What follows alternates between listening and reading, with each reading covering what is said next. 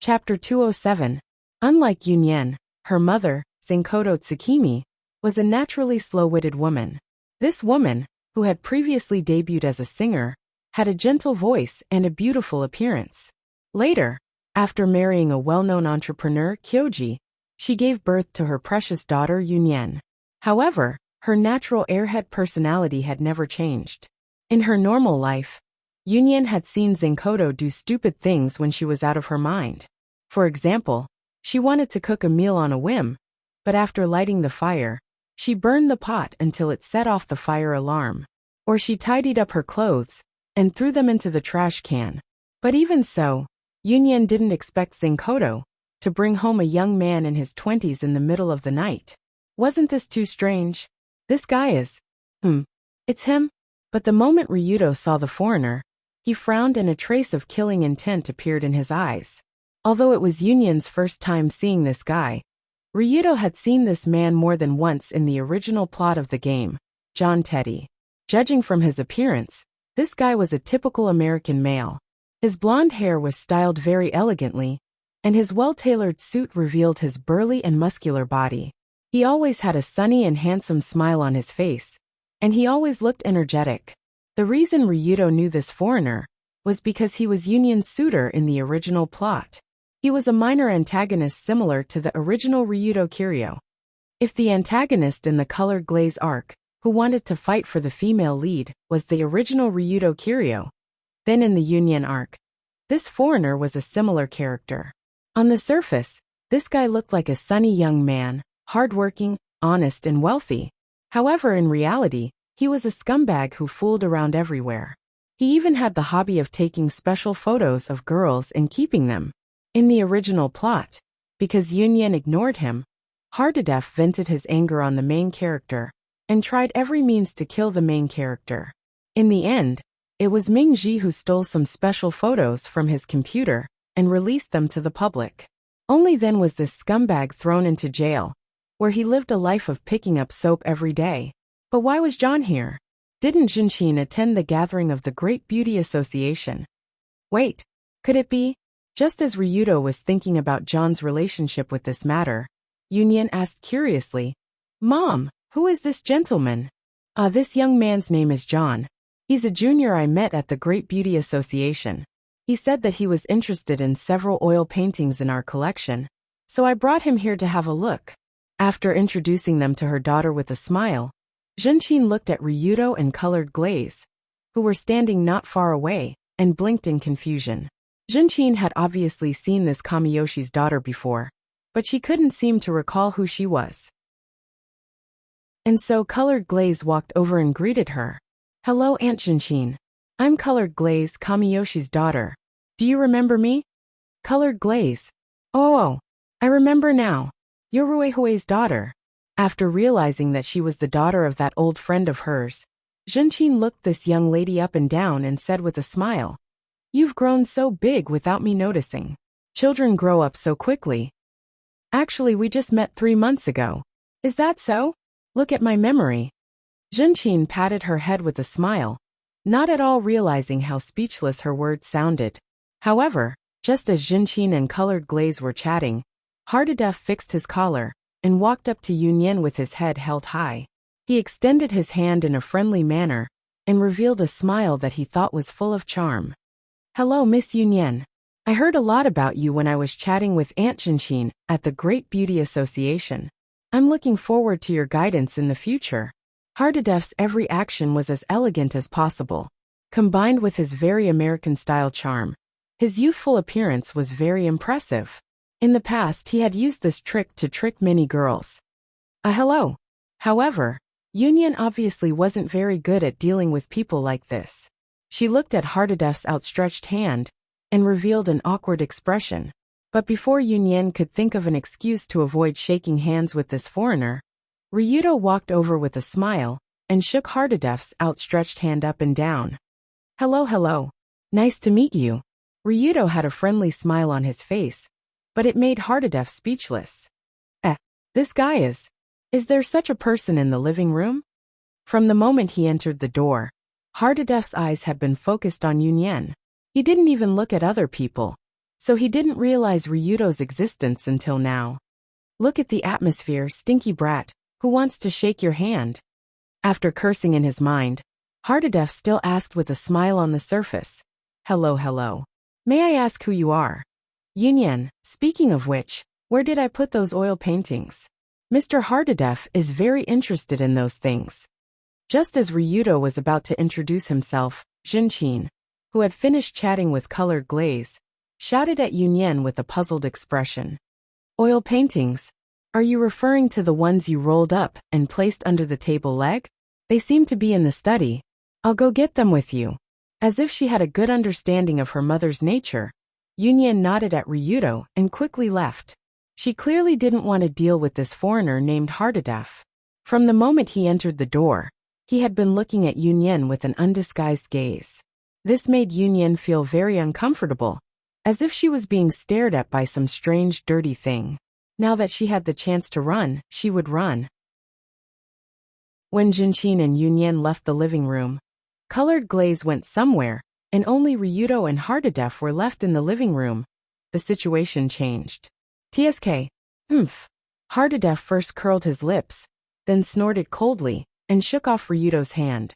At the same time, he took out a handkerchief from his chest and wiped that hand. After wiping it, Hardadef threw the handkerchief into the trash can next to him, and then looked at the stinky brat standing in front of him with a condescending gaze. 17? Around 16? This brat should be Yunyan's friend. Or her boyfriend. In short, I'll test him first. After throwing away the handkerchief, Hardadef stood in front of Ryudo and sneered condescendingly. Kid, you're a high school student? What do you want? I'm a top student who graduated from the University of Pennsylvania. Have you heard of the University of Pennsylvania? Never heard of it at all. Then have you heard of my family's Teddy Corporation? My father is one of the top 500 companies in the world, and he is one of the richest people in the world. He has 100,000 employees under him. That's amazing. Will he give me money? Seeing Ryudo's completely indifferent and even a little strange expression, Hardadef couldn't help but sigh. It couldn't be helped. This stinky brat didn't seem to understand human language, so he had to make it clearer. So he shook his head and said righteously, From your actions just now, you're interested in Ms. Yunyan, right? I advise you to give up this idea. Why? Because she's the woman I want. None of the women I want can leave. Oh, why? Why? Because of this. Hardadef reached out and pointed at his face. No one knew what he was trying to say. I don't understand. Can you give me something from the world of the living? Phew, you're so dumb. Did you see my face? Am I handsome? Am I sunny? The typical look of a movie protagonist, understand? You still don't understand? Have you seen a movie? The main characters in the movie are all people like me. An American hero, like me, is responsible for saving the world. I'll always stand at the center of the stage. It's the same in reality. This is the natural order of things. John shrugged as he spoke, his tone revealing a sense of superiority that seemed to be innate to him. Hardadef wasn't mocking Ryudo on purpose, but he knew it from the bottom of his heart. As an American, he was instilled with the concept that everyone else was supporting characters. Only the Americans were the main characters. Only they were allowed to be the main characters. An East Asian brat like Ryudo didn't deserve to stand at the center of the stage in Hardadef's opinion. He could only dance in the corner. If this guy really wanted to overstep his boundaries and run to the center of the stage to fight for a spot, Hardadef would represent God, to give him a punishment filled with justice and freedom, so that he would know who God was protecting. Just as Hardadef aggressively announced his main character declaration, Jinqin walked over with the oil paintings that she had just pulled out from under the table. She called this outstanding young man from the Great Beauty Association over. Until Hardadef left, Ryudo only looked at him, as if he was looking at a clown. He was so calm that it was incomprehensible. I thought you would directly attack him. You're not angry at all. This isn't like you. At this time, Colored Glaze walked out from behind a screen and looked at the bastard, who was hypocritically praising how precious Jinqin's oil paintings were. Rotten person, rotten to the bone. Trash of the world. Colored Glaze obviously heard the conversation just now, So that was the extent of her evaluation of Hardedef. After all, what he said just now is too much. He didn't even treat others as humans. But what surprised Colored Glaze was that Ryuto didn't fight back. Instead, he was indifferent to the words that even made Colored Glaze angry. But in the next moment, Ryuto's face revealed a bright smile. He replied with a smile. Angry? Why would I be angry? Have you seen anyone angry at a dead person? Dead person? What you mean is? Instantly, Colored Glaze understood why Ryuto wasn't angry. Didn't he boast that he was chosen by God? Then let's see if the God he talks about can protect him and let him live through tonight.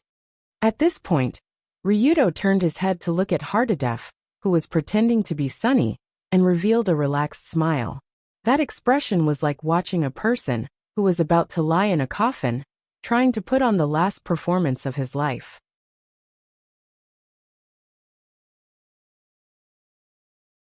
The company's output was in the trillions, and it was a monster group that owned tens of thousands of patents.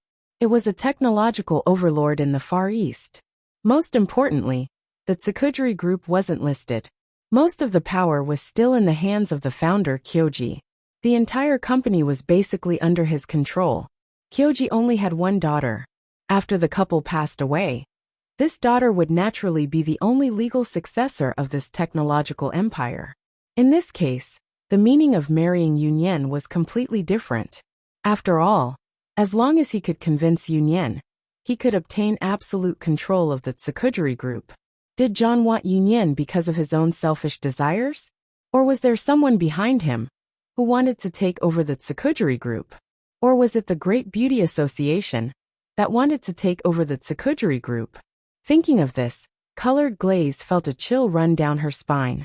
It was as if there was an unexpected conspiracy behind this. She wanted to gather as much information as possible.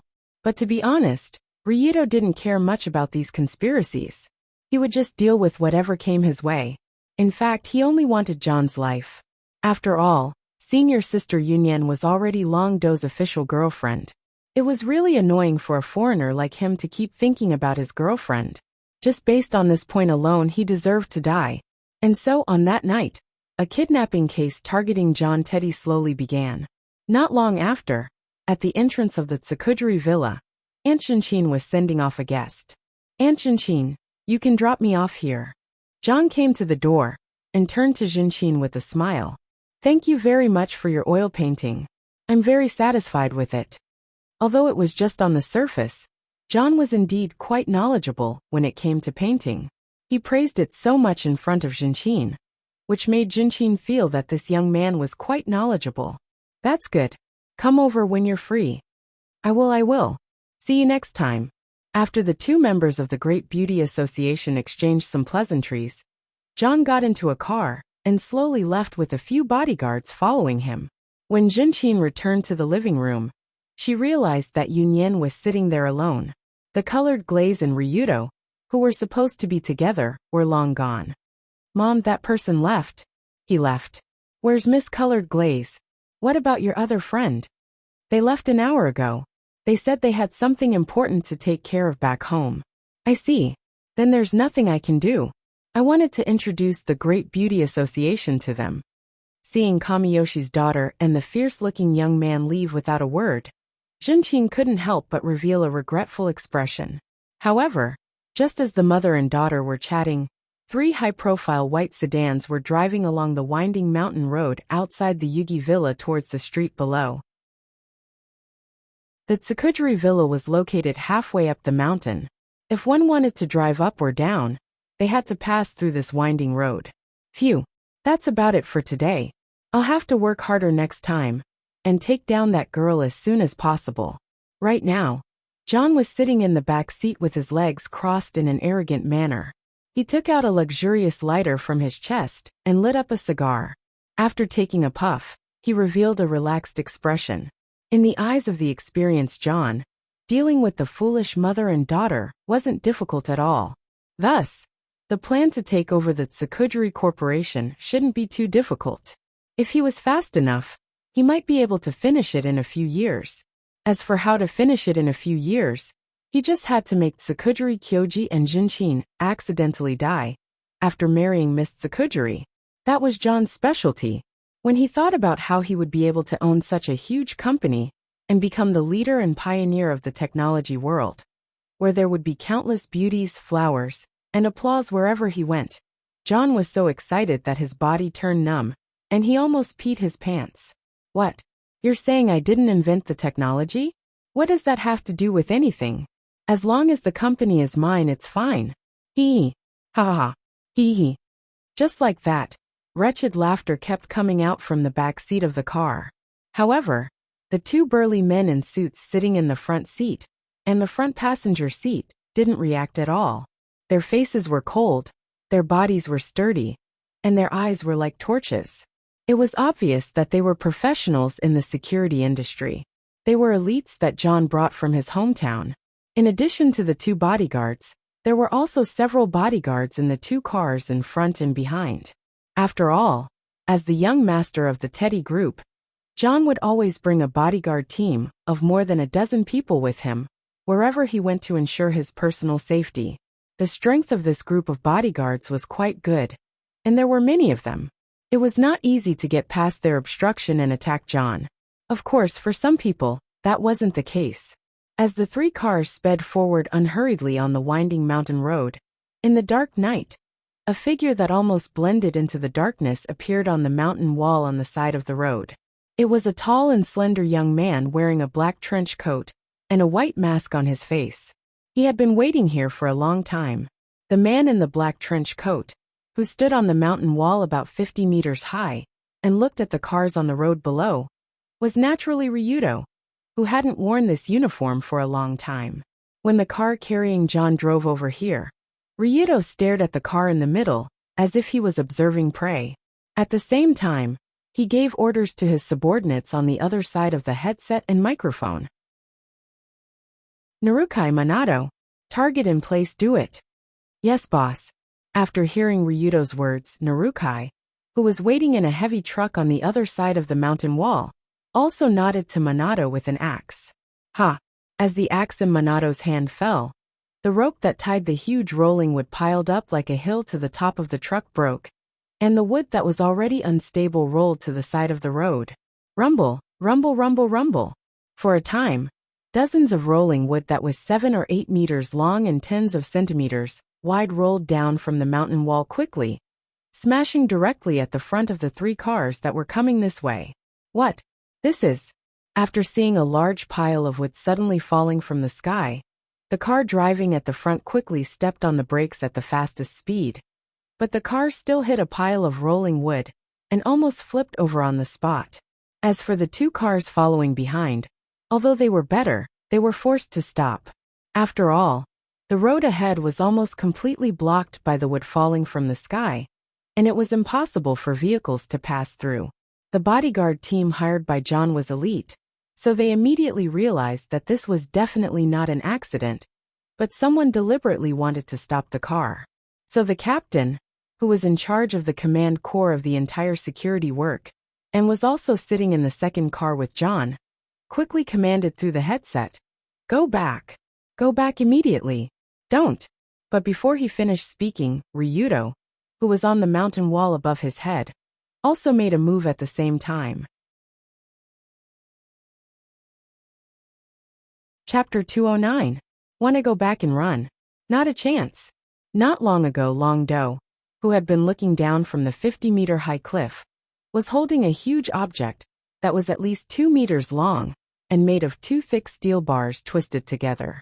Gangsters don't die bare-handed. Activate. At the same second when the second vehicle carrying John was forced to stop, Dragonfight activated his special ability and hurled the huge steel bar down like a javelin. He squatted down slightly, and his waist quickly rotated with strength. That big thing that weighed at least a few dozen caddies fell down like an arrow from a bow. With a loud roar, it penetrated the front cover of the car. If the giant steel bar only penetrated the front cover of the car, it would be fine. But everyone in the car could clearly see that the part of the steel bar that sank was far higher than the height of the car. In other words, The giant steel bar thrown out by Ryuto was like a huge nail that nailed the car to the ground. What kind of terrifying strength was this? What kind of unimaginable scene was this? At this time, although the car's wheels were still slowly turning in the opposite direction, the car couldn't move back even a millimeter. It was nailed to the ground, and there was no chance to run. Damn it! Master John, get down! Don't move! Just when the car was completely penetrated by the giant steel bar and was deeply embedded in the ground, the captain responsible for protecting John immediately yelled at the trembling and bewildered John, who didn't know what happened. What's going on? What's going on? In John's past delusions, he had imagined this situation countless times. Suddenly, an unknown crisis appeared.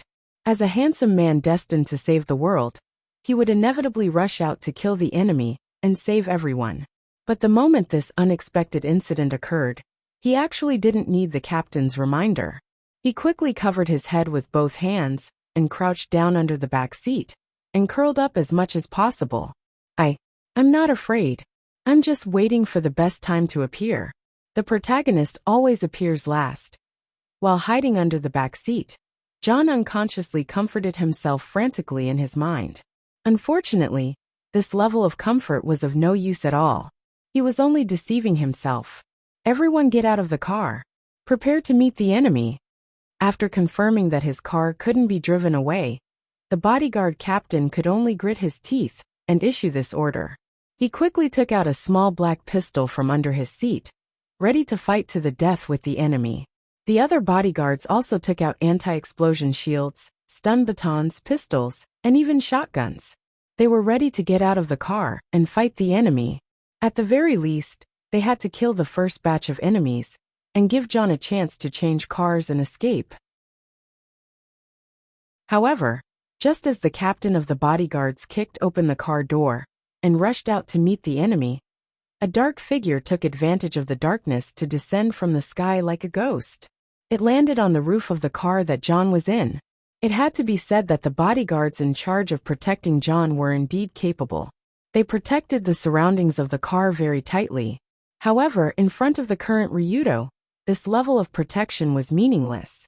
Before the others could react, the black shadow that descended from the sky had already reached its hand into the roof of the car below.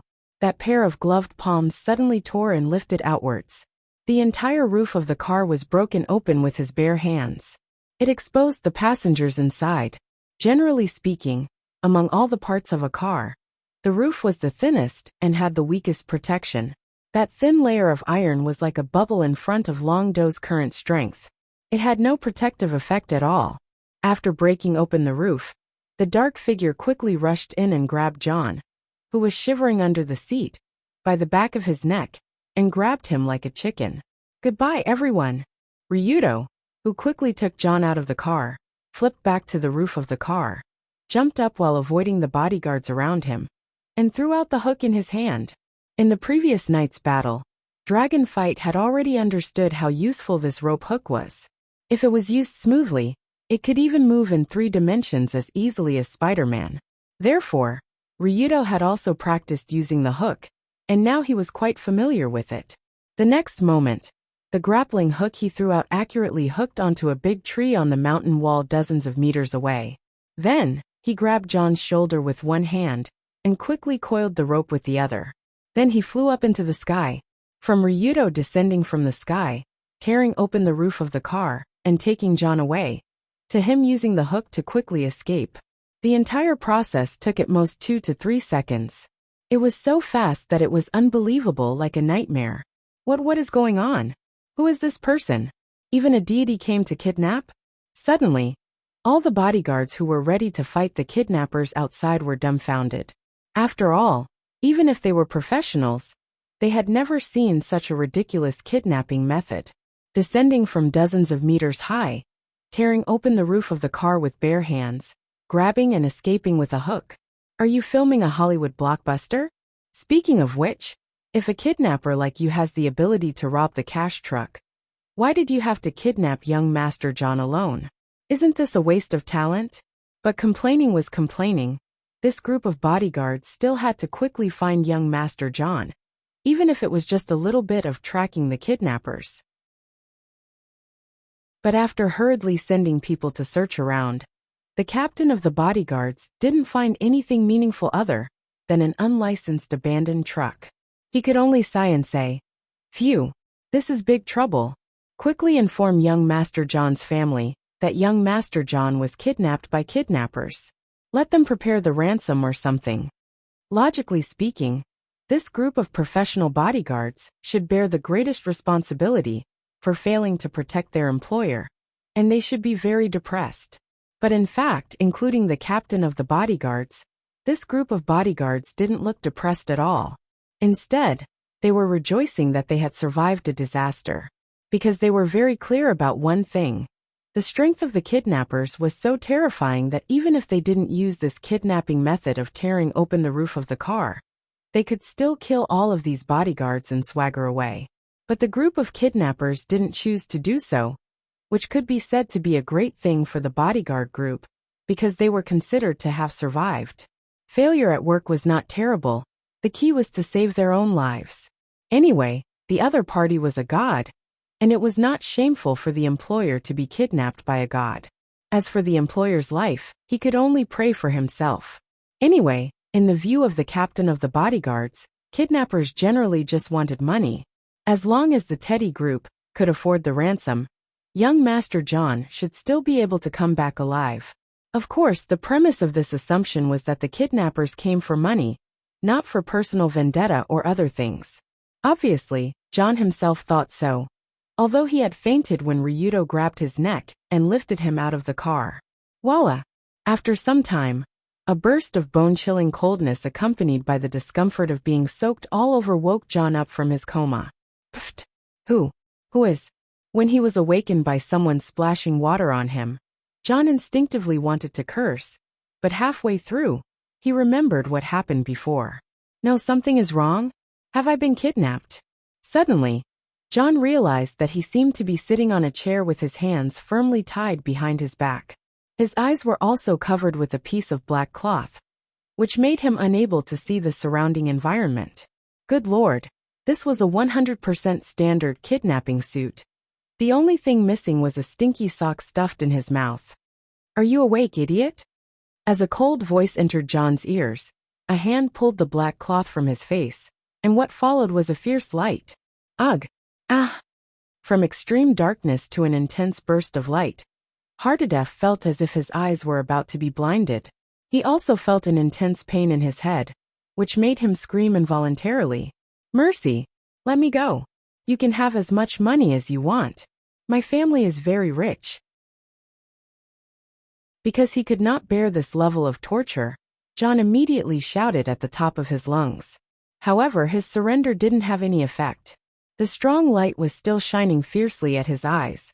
After a long time, when John was dizzy and almost fainted again, but he could not pass out because of the strong light, the violent light finally stopped. At this time, John could only shout weakly, Good man, spare me." Pfft! Ha ha ha ha ha. After hearing his very spineless words, there was a burst of laughter in the room. John could vaguely distinguish that the laughter should come from 3 men. One of them was younger, and the other 2 were more rugged. "Boss, this guy is too useless. Isn't it just a strong light shining on him? And he almost peed in his pants." That's right, this level of interrogation is like scratching an itch in our underworld. What a young master, who has never seen the world. 2 of them seemed to be amused by John's embarrassment at this time, and they laughed and mocked him. On the other hand, the third person strode to John's side, rubbed his head, and said with a smile, "Don't say that. He's a hero who's going to save the world. He's the main character on the stage. Only such a spotlight is worthy of him. Right, Brother John? Don't, huh?" Just when John instinctively wanted to say don't dare, he suddenly felt that the voice next to him was somewhat familiar. At this time, his eyes that were blinded by the strong light could faintly see something. So John turned his head, and happened to see the young man about 16 or 17 years old, who seemed to be still in high school, smiling devilishly at him, the hero who saved the world. Chapter 210. This guy is, who is he? When he saw Ryudo's handsome face without a mask, Hardedef instinctively wanted to yell, but he realized that he didn't know his name at all. Indeed, the two of them only shook hands in the Suki villa. Ryudo didn't say his name, so Hardedef didn't know who this brat was. However, at this time, Ryudo smiled and said, "Sorry, I didn't introduce myself. I am Ryudo Kiryu, the leader of the Rulong group." Tong Sheng. Ryudo? After hearing this name, Hardedef first thought about it and felt that the name was familiar. But 2 seconds later his face turned pale. This was because he recalled the heroic legends of the young master of the Dragon Group that he had heard from many people. It was said that the Rulong Group's Sakata consultant wanted to go out alone and establish the Sakata Group. However, the young master had taken action out of anger. He had charged into the Sakata Gumi's headquarters alone and killed all the traitors in one night. Then he had captured Sakata Gumi and sentenced him to death. It was said that not long ago, this young master kidnapped the young lady of the Saito Club and then received the highest bounty of 1 billion yen in history and was hunted by the entire underground world. But this young master laughed and sent away the group of idiots that came to kill him and wanted to take his head. In just one night, the number of casualties was in the tens of thousands. It was said that this young master of the Rulong Group had fighting skills comparable to Bruce Lee, a body comparable to the Terminator, and guerrilla fighting ability comparable to Rambo. He could smash a wall with one punch, jump over a wall that was more than 10 meters tall, and sprint faster than a car. The only thing he lacked was the Kamehameha. Otherwise, he wouldn't need to change his style to participate in the World Martial Arts Tournament. Of course, Hardedef always scoffed at this kind of legend. After all, he knew that Ryudo was just a brat in his teens, just a high school student. Just a Japanese high school student. What's so great about him? Those legends must have been made up by him to scare those cowards, right? However, when he found out that he had been kidnapped, and the kidnapper was Ryudo Kiryu, he was shocked. Only then did John realize that the stories he had heard before weren't made up. To be able to bypass a professional bodyguard team of more than a dozen people to kidnap him, and the planning time was only a short 1 hour. This was not something an ordinary person could do. Gulp. Thus, Hardedef couldn't help but gulp and ask with trepidation, "Young Master Ryudo, is there some misunderstanding between us?" Misunderstanding? No, I don't think there's any misunderstanding between us. She graduated from the University of Pennsylvania. That. Right, your family is still Teddy Group, right? His father is one of the top 500 companies in the world, and his father is one of the richest people on the Are You Convinced list. He has 100,000 employees. Actually, the most important thing is that when I take a closer look, you're really quite handsome and sunny. You really look like a typical movie protagonist. As Ryudo spoke, he took out a small knife from nowhere and used the sharp blade to draw on John's face. When he felt the sharp blade with a bone-piercing chill across his face, John almost wet his pants. He hurriedly broke out in cold sweat and whispered, No, I'm just joking. Young Master Ryudo, don't take it seriously." A rich kid like John could usually bully weak girls, but he had never experienced such a situation. The kid's face was ashen, and he was sweating like an ant on a hot pan. His previous attitude of, "I'm the protagonist," was nowhere to be found. That's strange. Ryudo sneered. The American hero who is responsible for saving the world and always stands at the center of the stage is actually this kind of person? Didn't the protagonists in the movies go through all kinds of torture without changing their expressions? Movies are just movies, they're all fake. Don't take it seriously. Is that so? I don't believe it. You're so brave, you definitely won't be afraid of pain, right? After sensing the change in Ryudo's tone, John hurriedly shouted, "Wait! Let's talk nicely, don't. Whoa. But before he could finish his sentence, a heart-wrenching pain suddenly came from Hardedef's left hand. At the same time, there was a crisp cracking sound. In the blink of an eye, it really happened in the blink of an eye, Long Do silently reached out and grabbed one of Hardedef's fingers that were tied behind his back. Then he pulled the finger back to the point where it could touch his wrist. At the same time, In order not to hear John's screams that sounded like a pig being slaughtered, Ryudo also considerately reduced the noise. That is, he used his other hand to choke the kid's neck. John instinctively wanted to shout under the severe pain, but the palm that was choking his neck immediately tightened, making him only whimper like a chicken. From now on, you answer whatever I ask, otherwise you have to accept the test given to you by God. Do you understand? After breaking a living person's finger like breaking chopsticks, Ryudo's face even showed a happy smile, and his attitude was so calm that it made people shiver. In addition to Ryudo, Narukai and the male puppet who were watching together were also unaffected, as if they had long been accustomed to this level of torture.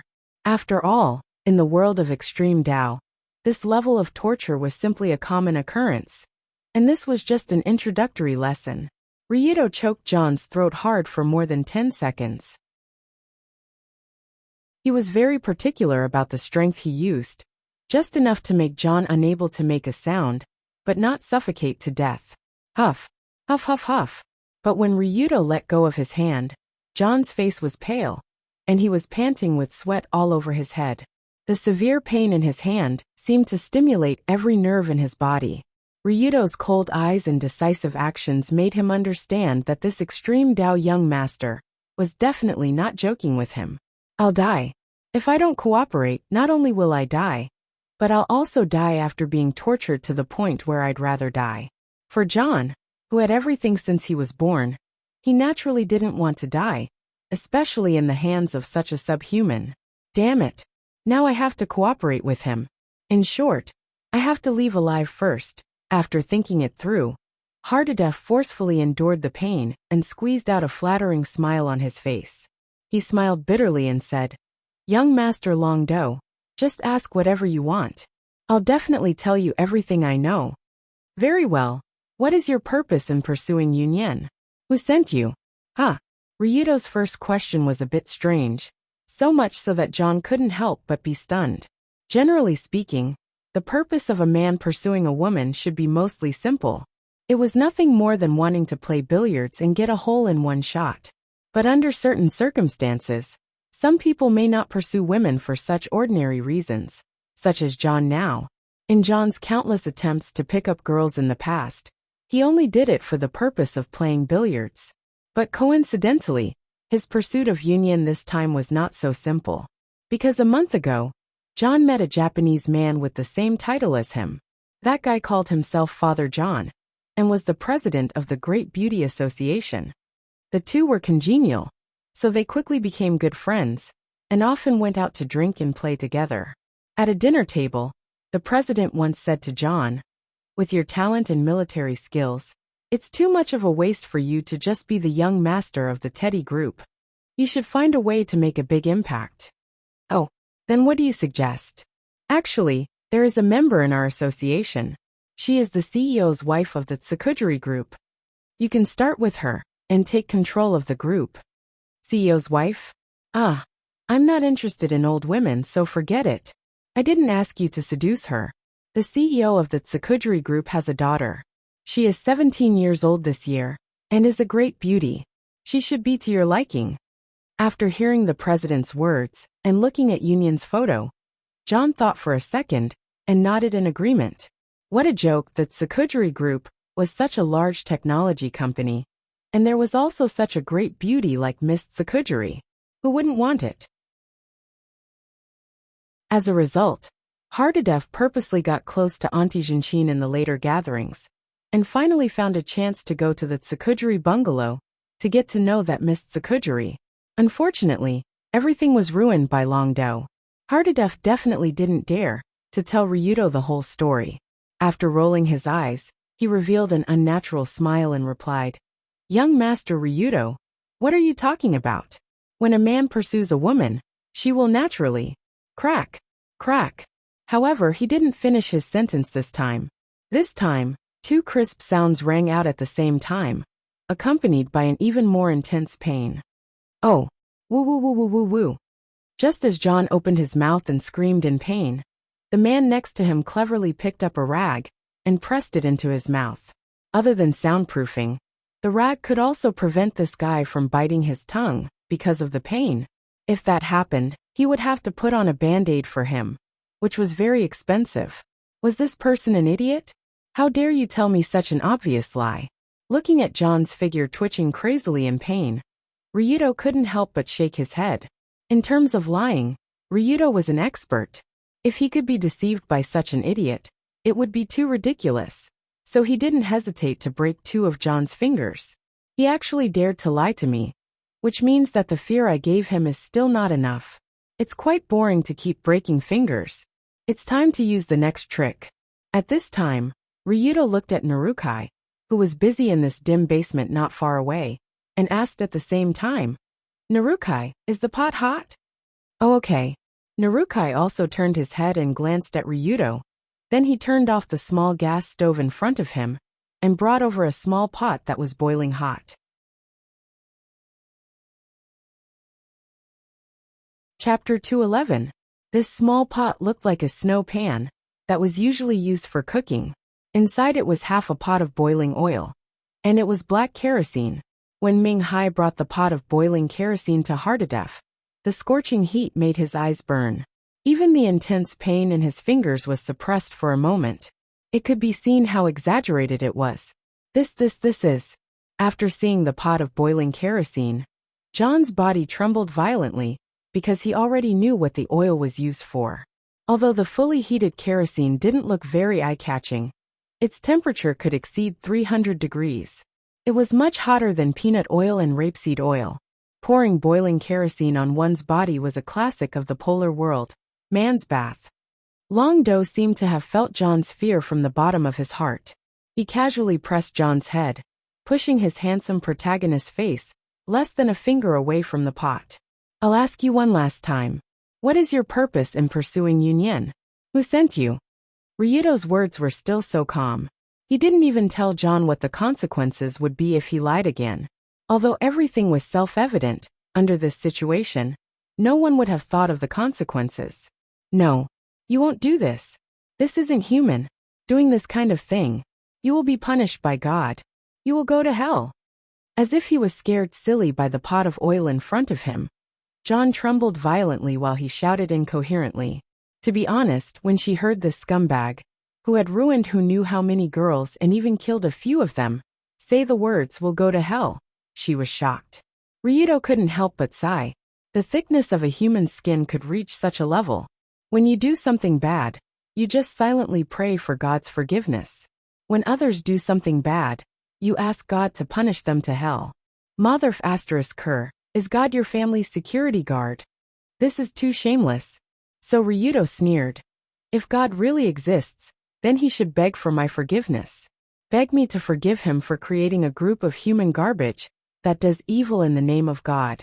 Do you understand? You dare. You dare to disrespect God. You, hiss. Just as Hardadef was about to reprimand this subhuman, Ming Hai picked up a spoon and shook a spoonful of boiling oil onto Hardadef's face. Hardadef's body was immediately scalded by the oil. "Are you an idiot?" Seeing this foreigner trying to scare his boss with some righteous words, John couldn't help but laugh. Ming Hai couldn't help but mock. "Who do you think you're talking to? We are Extreme Tao. You are talking about God with Extreme Tao. Is there a problem here?" While mocking, Narukai extended a finger and poked John's forehead, as if he was poking an elementary school student who made a mistake. Long Do added, "I'll give you 3 seconds to organize your thoughts. If I don't hear a satisfactory answer by the end of the countdown, you'll know how it feels to be thrown into the pot to make tempura." When he heard this, John's eyes suddenly widened. The intense burning pain after the hot kerosene came into contact with his face was endless. And this was only the result of a small spoonful of oil. If his entire head was pressed into the oil, it would be easier to just die. However, John knew that if he didn't speak, this young man would do it without hesitation. Madman, madman, madman. It's over. This Extreme Tao young master is a madman. His brain is definitely not normal. Before John finished cursing in his mind, Ryuto had already begun to count down coldly. 3, 2, I'll talk. I'll talk. It's the president of the Great Beauty Association, who asked me to come. He asked me to seize the family business of the Tsukujiri group. It's the whole plan he arranged. I'm just assisting in the implementation. It seemed that the terrifying atmosphere destroyed his last psychological defense, and John finally couldn't help but burst out everything he knew. The president of the Great Beauty Association? Tsukujiri? The moment he heard this sentence, Ryudo couldn't help but widen his eyes slightly, and his eyes exuded a strong murderous intent. Ryudo was too familiar with this name. After all, he had a night of intimate contact with his son Tsukujiri. It was so intimate that he was sent to the hospital, and he was almost killed by his sister Tsukujiri. In fact, Colored Glaze had already suspected that John had some special collusion with the Great Beauty Association. It was just that she didn't expect the whole plan to be led by the Great Beauty Association behind the scenes, and John was just a tool responsible for implementing it. In the original work of Red Photo Album 2, no one survived. The plot did not mention this part. Or in the plot, the Great Beauty Association and Tsukujiri's family didn't mention it at all. The reason why John pursued Yunyen was only on the surface that he coveted her beauty.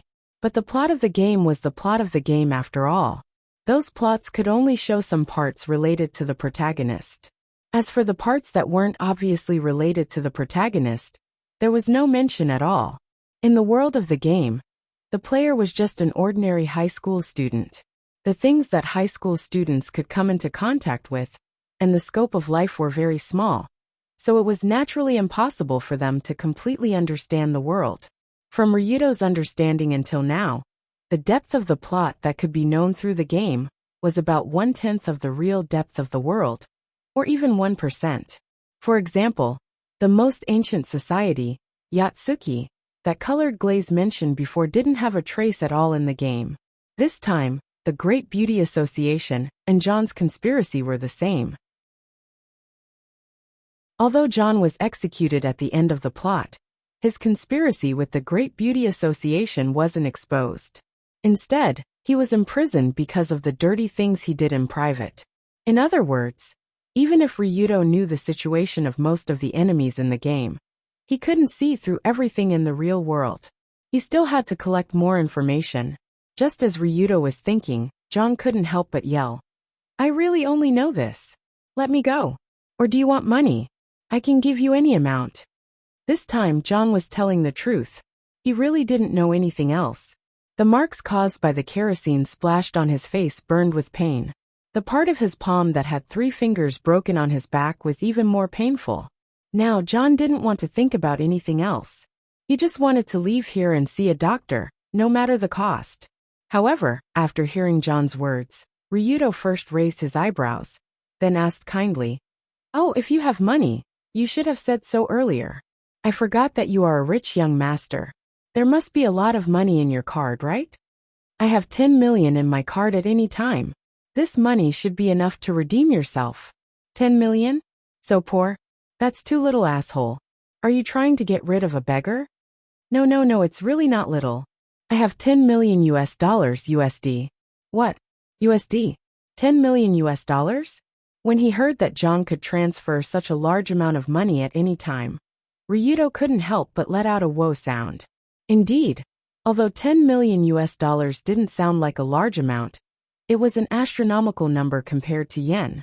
According to the current exchange rate, 1 USD was almost equivalent to 111 yen. 10 million US dollars was 1 billion yen. This was more valuable than Ryudo and Dunya's heads at that time. It was just that although this money was very tempting, it couldn't be taken away casually. After all, after this, the Teddy group would definitely know that the young master was missing. At that time, as long as they investigated the account, they would know that such a large amount of money was missing. This was bound to be a powerful search clue. So if he wanted to take this money, it was definitely impossible to transfer it directly. He had to use some financial means to launder it a few times before it could enter the account. It was impossible for ordinary people to launder this kind of money, but fortunately, Ryudo had a financial master-level subordinate here. "Escort, go and call Gao Yuan over." Yes. With Ryudo's order, the escort immediately ran out of the basement and invited Gao Yuan over not long after. At the same time, Gao Yuan also held 2 laptops in his hands. Obviously, he had already understood the situation here.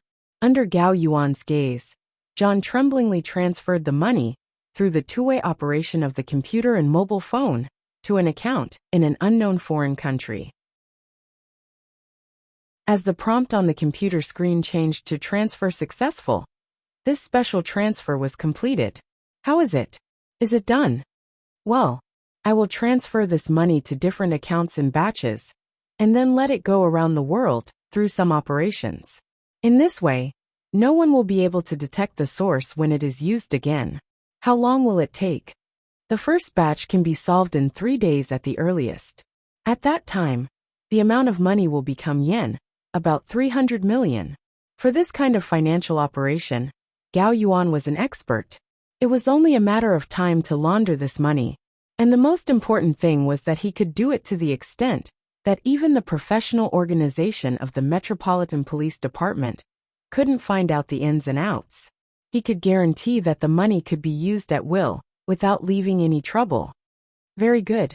Suddenly, Ryudo nodded with satisfaction and walked over to personally help John up from the chair.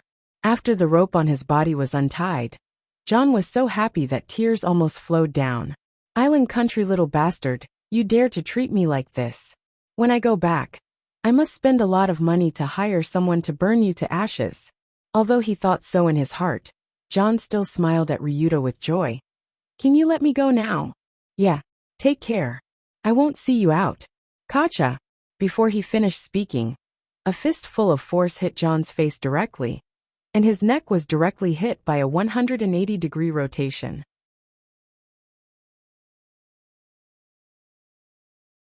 Chapter 212. Huh. Strange? Why can I see my back? When Ryudo punched his neck until it rotated 180 degrees, Hardadef didn't realize what happened. In a person's life, if they didn't rely on a mirror, how could they see their own back?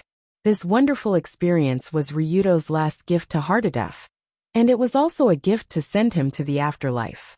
Although he got the money, Hardadef definitely couldn't be let go. Ryudo wasn't a fool.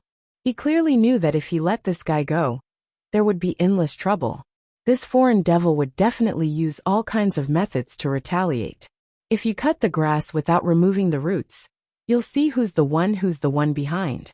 What's more, from the moment Hardadef planned to pursue Yunyan and seize the Tsukumori group, Ryudo had already sentenced this idiot to death. After killing Hardadef with one punch, Ryudo took out a handkerchief and wiped his fist, then stuffed the handkerchief into the idiot's mouth. Narukai Manta, take this thing out and deal with it. Don't leave any traces. Yes, I promised to complete the task.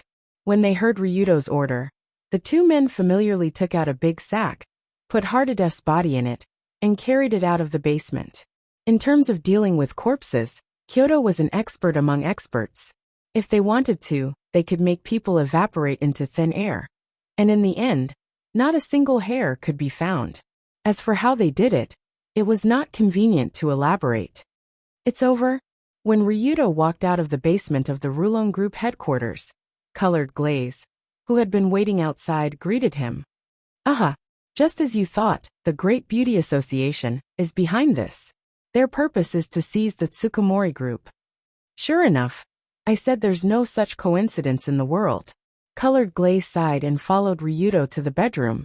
To be honest, Ryudo wasn't used to taking a stroll with Colored Glaze in his courtyard in the middle of the night. It was as if the 2 of them had already started living together. However, just because Ryudo wasn't used to it didn't mean that Colored Glaze wasn't. After moving in, she found that she actually liked the atmosphere of the Rulon Group headquarters. Every day, there were many ghetto walking around, drinking, singing, and playing dice in each room. It felt like a big family, a big and lively family. Although most of the people in this family were gangsters in the eyes of society, Colored Glaze still felt that this group of villains was more honest than the hypocrites of the upper class. Of course, although Colored Glaze didn't say it out loud, she also felt that it was quite pleasant to be with Ryudo. Under the elegant moonlight, the 2 walked side by side in the wooden corridor, their light footsteps slowly moving forward. As they walked, Colored Glaze suddenly asked, "Actually, the main reason why you're so insistent on killing Hardadef is that you can't stand him pursuing Yunyan, right?"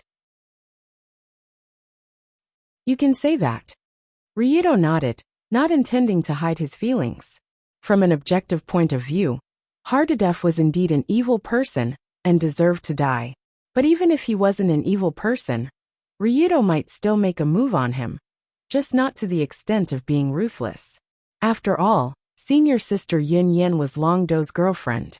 If they wanted to steal his girlfriend, they would be enemies from head to toe.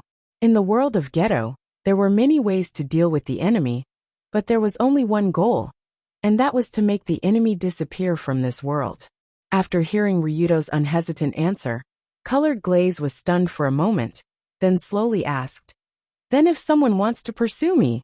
Before Colored Glaze could finish her sentence, Ryudo interrupted, "Then he can reserve a place in the crematorium. Even Jesus can't save him, I said so." As he spoke, Ryudo gently held the hand next to him. The tender little hand that was grasped by his slightly rough hand struggled for a moment, and then she pretended to be reluctant and held back. Why are you so overbearing?" "Because I want the best things, so I didn't waste my time in this world." Ryudo's words actually hid another meaning, but Colored Glaze definitely didn't understand it. As they walked, the two came to Ryudo's room, or Colored Glaze's room door. However, when they came to the door of the room, they found that the light in the room was on. It was normal to turn on the light in a room at night, but the problem was Colored Glaze and Ryudo were not inside. So why was the light turned on? "Is there someone in the room? Is it Dancing Costume? She should be helping me tidy up the room or something." "No. This smell is." Just when Colored Glaze thought it was Dancing Costume helping her tidy up the room, her delicate nose suddenly twitched, as if she smelled a familiar fragrance. "Smell. Sniff. Huh. This isn't it." Voila! Colored Glaze and Ryudo both smelled this familiar fragrance, and the door in front of the room suddenly opened from the inside. A beautiful woman in a delicate kimono appeared in front of the two. "Why are you standing outside? Come in quickly." At this time, Rue Hui waved to Colored Glaze and Ryudo and said with a smile, "Am I seeing things?" After seeing the familiar figure, Colored Glaze couldn't help but reach out and pinch Ryudo's thigh. She found that her fingers were a little painful. Then she realized that it wasn't a dream. Rue Hui actually appeared at the Rulong Group headquarters in the middle of the night, and she was waiting for them in Colored Glaze's room. Because this scene was too surreal, the two didn't know how to react in a short time, so they could only walk into the room in a daze. After entering, Ryudo stood like a primary school student, while Colored Glaze swallowed a mouthful of saliva and asked, "Mother." "Ahem, Mother, don't tell me you're here." "Don't worry, I'm not here to take you back. Since you like to live here, then stay. It just so happens that you can enrich your life experience." After Rue Hui entered the room, she sat on Colored Glaze's bed, and this bed belonged to Ryudo a day ago. Generally speaking, it was normal for a mother to worry about her daughter, who ran away from home, and come to see if she was doing well. But this seemed so strange when it came to Rue Hui. It was hard to believe that she deliberately came here because of this. So Colored Glaze replied without hesitation, "Did something happen? And it's an emergency related to Ryudo?" "Oh, it's not easy. You can still think calmly in this situation. It seems that your mind is much clearer." "Oh." After being ridiculed by her mother, Colored Glaze's little face slightly blushed. Indeed, if the previous Colored Glaze encountered this kind of mother's sudden inspection situation, she would probably be upset, and her mind would be in a mess. But now she was not. She could even immediately infer the reason behind Rue Hui's appearance. It can be said that she was already a qualified military advisor. Seemingly gratified by her daughter's growth, Rue Hui couldn't help but reach out and touch Colored Glaze's little head. Then she turned her head and said to Ryudo, "In fact, this time I came here, in addition to wanting to see how Colored Glaze's living environment is, there is also an important matter to discuss with you." "Madame Rue Hui, there's no harm in saying it." "Well, Colored Glaze, what's the date in a week? Do you still remember?" A week later, when suddenly asked by her mother, Colored Glaze thought for a second, then quickly replied, "Is it Princess Fakutaheim's coming-of-age ceremony?" "Yes. The princess is about to turn 20 years old. According to the tradition, she needs to go through the coming-of-age ceremony and make her own crown according to the royal tradition." Hearing this, Ryudo couldn't help but ridicule. "What is a crown? A mere princess can wear a crown. Is this a rebellion?" Of course, in fact, the princess wearing a crown has been a tradition for hundreds of years. It is said that it originated from the era of the Emperor Sandwich, at the beginning of the Westernization movement. It has nothing to do with rebellion. At that time, the Empress was the first empress to wear a Western dress. So from then on, there was a tradition of custom-made crowns. When the princesses came of age, they would wear a dress and a crown specially made for them by the royal silver shop, Ginza Wako. It is said that the more valued the princess, the higher the cost of making the crown, the more gorgeous the style, and the more pearls and other jewels inlaid on it. And according to the royal rules, Princess Fakutaheim must go to the imperial palace alone on the day of the ceremony to report to her grandparents, the former emperor, that she has become an adult and can take charge of the palace. After that, there will be a grand opening banquet. At that time, the emperor's family will also be there to greet the invited guests and celebrate. Liuli naturally knew this ancient tradition very well. However, there was one thing she didn't understand. What did this have to do with the dragon battle? After asking this question, Ruehui first smiled faintly, then smiled and said, "Good question. According to my sources, the guests invited to Fakutaheim's coming-of-age ceremony are a bit special." Colored Glaze heard this and asked in confusion, "Special guests? Aren't they the people of Yatsuki?" According to common sense, as the core organization that ruled this country, Yatsuki would naturally attend such a large-scale royal event. As the Dark Crow, Ruehui would definitely go. However, Ruehui glanced at Ryudo and smiled. The people of Yatsuki will definitely go, but the problem is that in the list of people invited, there are the leaders of the three extreme organizations Rulong Group, Big Dipper Alliance, and Black Snake Alliance. Hearing Ruehui's words, Ryudo and Colored Glaze couldn't help but look at each other and see the surprise in each other's eyes.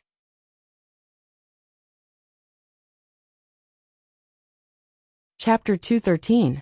The leader of the Rulong Group, Ryudo Kiryu. The leader of the Big Dipper Alliance, Kai Yang. The leader of the Black Snake Alliance, Tessa. In today's Tokyo underground world, these three are famous big shots. After all, not long ago, the Rulong Group, the Big Dipper Alliance, and the Black Snake Alliance announced the formation of a new alliance called the Black Hand Alliance. Before the alliance was formed, they even killed the leaders of the other two extreme do, the White Tiger Gang and the Psychedelic Saburo. They swallowed the territories and resources of those two groups, and now they were in the limelight. But even so, Extreme Do was still Extreme Do. No matter how famous he was still not a decent person. He should not have been invited to such a grand event held by the imperial family. So Ryudo was confused. He scratched his head and asked, "Is there something wrong with their heads? Why did they invite us Extreme Do bosses? To cause trouble?" From Ryudo's point of view, only those who wanted to cause trouble would invite Extreme, due to a grand event. Otherwise there was no reason. But Colored Glaze shook her head. "Exactly the opposite. I feel that this invitation is full of evil intentions. It should be the decision of that woman Minatoya." There were not many people who could make the decision for an invitation of this level. As for Ryudo, Kai Yang and Tessa, only Empress Wuda would be involved. After all, not long ago, the three of them had formed the Black Hand Alliance and killed Empress Wuda's Hero Alliance, while it was still in its infancy. They had also eliminated two of her capable subordinates and two whole forces. According to Colored Glaze's statistics, Minatoya's direct and indirect losses were at least tens of billions of yen. It could be said that it was a feud on the level of killing her father. With this level of hatred, the Empress would naturally not laugh it off. She would find all kinds of opportunities to take revenge. Therefore, from Colored Glaze's point of view, this sudden invitation was probably Xiao He and Tianya's carefully planned revenge. But the problem was, What could they do by inviting 3 leaders of hostile organizations to the royal princess's coming-of-age ceremony? Demonstrate.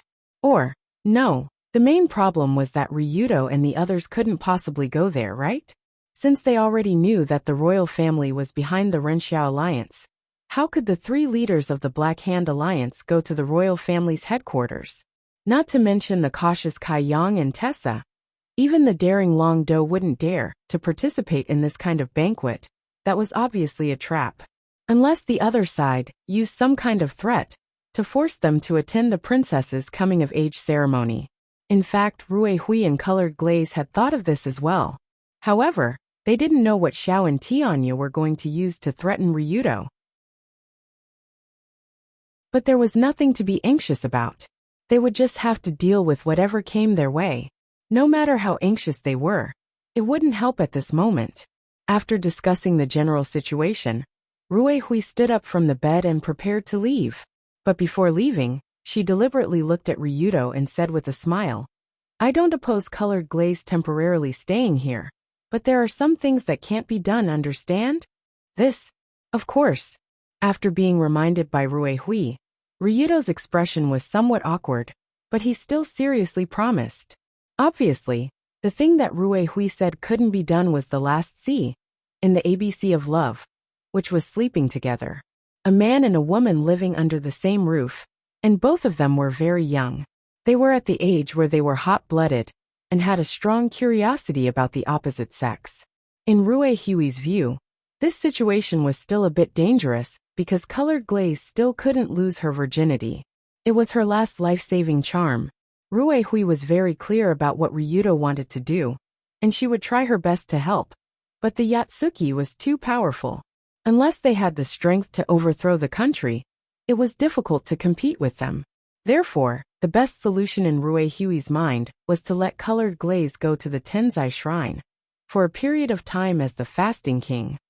When she came out, she would reunite with Ryudo. This way there wouldn't be any problems. Although he had given up 20 years of his youth, at the very least, he would be able to preserve his life and not lose it. In order to achieve this, the bottom line was that Liuli had to be a fair and flawless young girl. After all, before becoming the Fasting King, the successor had to go through a thorough body examination. Whether she had been intimate with a man or not would be known. In so many years of history, there had been Kamiyoshi girls who had been in trouble. According to what Rui Hui knew, several ancestors who were discovered to be virgins before entering the heavenly abode divine palace were all cruelly treated in the end. They were directly captured and burned to ashes. As Colored Glaze's mother, Rui Hui naturally didn't want her to be treated so cruelly. Therefore, it was necessary to protect Colored Glaze's bottom line as the Fasting King. Therefore, she specially came to warn Ryudo that kissing and hugging was fine, but he mustn't push Colored Glaze down. Otherwise, there would be no turning back. Of course, Colored Glaze snorted at this attitude. When sending Rui Hui off quietly, Colored Glaze didn't say a word. Her brows were slightly furrowed, obviously in a bad mood. "What's wrong? Weren't you happy just now? Why does your face look so bad now?" On the way back to the room, Ryudo looked at Colored Glaze's unhappy face and couldn't help but laugh. "Humph, aren't you very smart? Guess what I'm thinking?"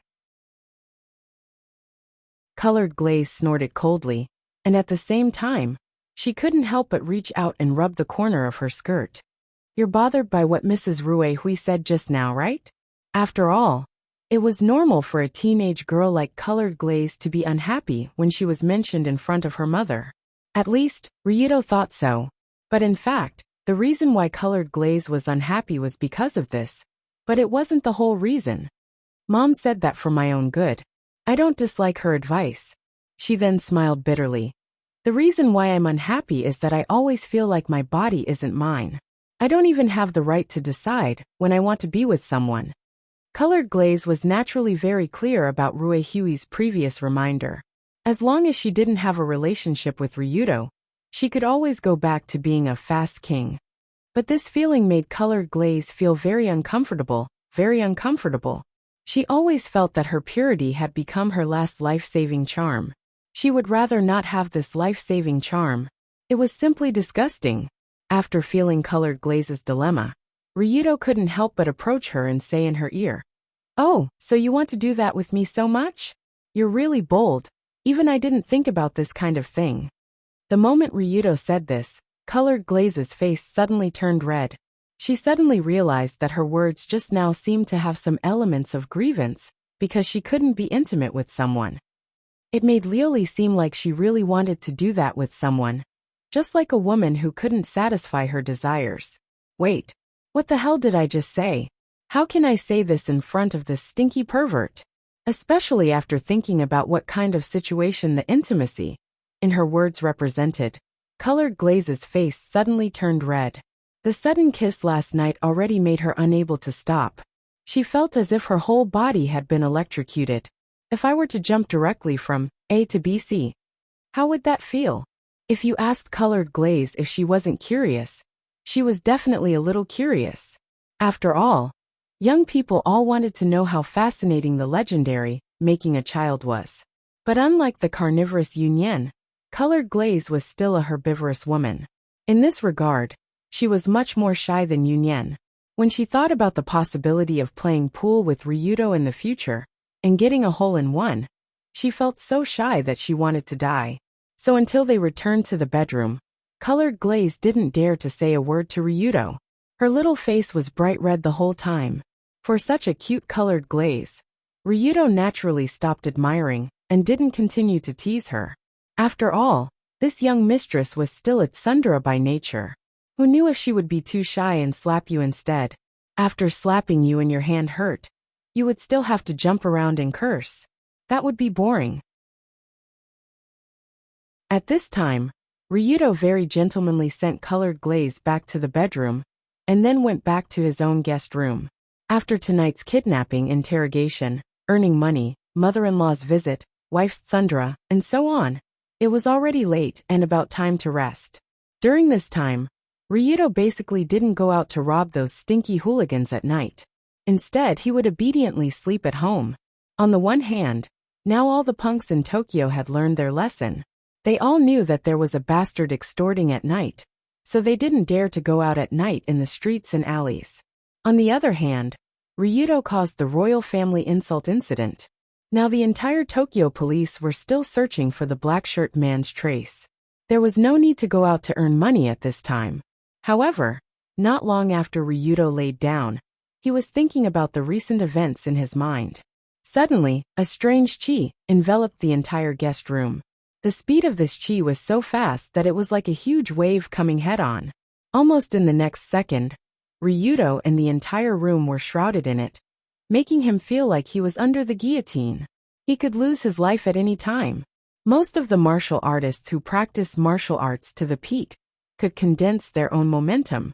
Ryudo had already experienced it.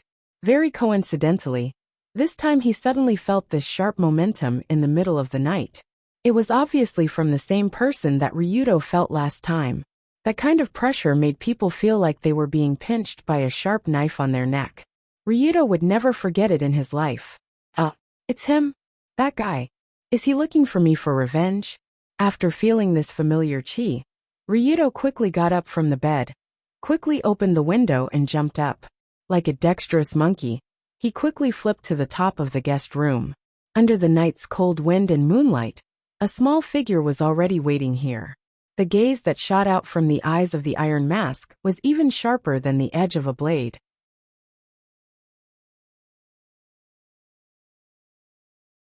Chapter 214. At this time, standing on the roof of the guest room, and exuding a murderous aura, was a very short man. He wore an iron mask that covered his entire face, and his limbs were much shorter than normal people. It was obvious that he suffered from some natural disease. But even so, this man didn't give off the feeling of being weak at all. Instead, he had the aura of a 2-meter-tall giant. It was hard to imagine that there would be a man with such a strong aura in the world. It was also hard to imagine that the gaze from behind the iron mask would be so vicious. It was obvious that this man didn't come to Ryudo's roof in the middle of the night on a whim, but he came prepared. Ryudo knew this man, and this man also knew Ryudo. After all, in their last encounter, he left an unforgettable memory for this man. At that time, Ryudo exploded with his strongest attack and directly hit this man's face. Even the current Long Do could easily recall the crisp feeling of his bones exploding with a single punch. For this man, it was an unforgettable scene for him. Long time no see, Saito. After slightly raising his eyebrows, Ryudo said the man's name. Demon Child. Saito, a top martial arts master, and also the headquarter teacher of the Saito Guild. In other words, Saito was once the headquarter teacher of the Saito Guild. Because after experiencing the Dunya kidnapping incident, he was forced to enter the Dao and walk the Jianghu. After all, he colluded with the former Saito Guild, Elder House Fujin Mori, who committed suicide for fear of punishment, and the latter colluded with Tenmu Ayam and tried to murder the current president Wu Hong. So he must be a member of the traitors. Apart from this, Enter the Dojo had also provoked Rui, the head of the Kanzaki family, in the Tokyo Emperor Hotel. In fact, Enter the Dojo had even directly attacked Rui. It would be strange if Rui could avoid him. As time went by, Wu Hong regained consciousness and began to investigate the mole and his family. Naturally, it was impossible for the person who had entered the Dao to remain unscathed. He was one of the main targets of the investigation. According to Ryudo's knowledge, after Saito entered the Dao, he should have directly killed several students and police officers, who went to the hospital to ask him to assist in the investigation. Then, he disappeared in the alleys of Tokyo, and there was no trace of him. From a certain point of view, Seida's life was already over. What awaited him next was an endless pursuit. Logically speaking, Saito Endo was a martial arts maniac after all. He wasn't very good at escaping, so the Saito Guild Hall should be able to find him easily. As long as he could find this guy, even if he was a rare martial arts master, he would die without a doubt. After all, even though entering the Dao was strong, there were still many powerful martial artists in the Saito Guild Hall. With the help of 3 to 5 top experts in some modern weapons, it was not very difficult to kill this demon child. But in fact, until now, no one had seen the trace of Saito Endo. Not even a strand of hair could be found. From this point of view, Wu Hong inferred that he might have smuggled out of the country. Only in this way could he disappear so completely. However, judging from the figure now, the possibility of Saito Endo being smuggled out of the country had been completely ruled out. He had actually been hiding in Tokyo, but perhaps he was living under the protection of someone. However, at this time, Saito Endo came to Ryudo in the middle of the night. Naturally, it was not to tell him that he was still alive. Boom! The next second, accompanied by a strong gust of wind, this seemingly small man suddenly made his move. The moment he took a step forward, the bricks and tiles on the roof of the room immediately cracked on the spot. Crackling sounds could be heard from the explosion. At the same time, Saito Endo's entire appearance changed. His body, which originally looked like a dwarf, seemed to be inflated, and the black night clothes on his body were torn by his muscles. Explosive power also gushed out of his body. Saito Endo had spent his life learning martial arts, practicing countless martial arts, and a series of hard martial arts with Tantric Qigong as the core. He was quite accomplished in the study of Qi. Therefore, the moment he made his move, Ryudo could only feel a terrifying sense of oppression. A sense of oppression like a vast mountain. Furthermore, the speed at which he entered the Dao was extremely fast. He merely arched his body and shot toward Long Do like an arrow that had just left the bow. At the same time, his left and right fists punched up and down, as if one punch could break the sky and the other could crack the earth. They went straight for Ryudo's head and lower abdomen. 2 punches were thrown at the same time. As long as one of them was hit, it would be a tragic end. So fast.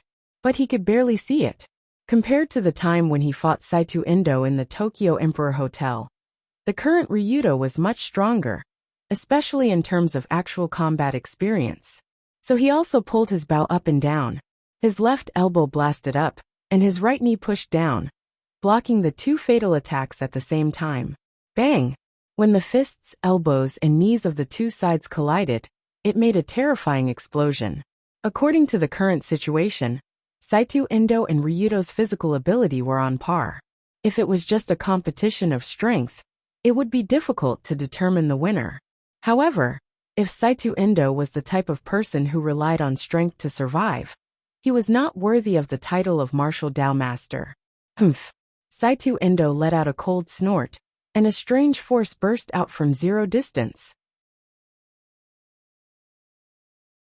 The second time, it blasted toward Ryudo's elbows and knees from the two fists that were blocked. What? At this moment, Ryudo only felt numbness in his elbows and knees, and his body immediately lost balance. Stinking brat. Martial arts is not as simple as you think. Just at the moment when Ryudo lost his balance, a palm the size of a cattail leaf fan had already gently pressed on his chest. It was not a very strong punch, but it seemed to be gently pressing on his chest. It did not look like an attack at all.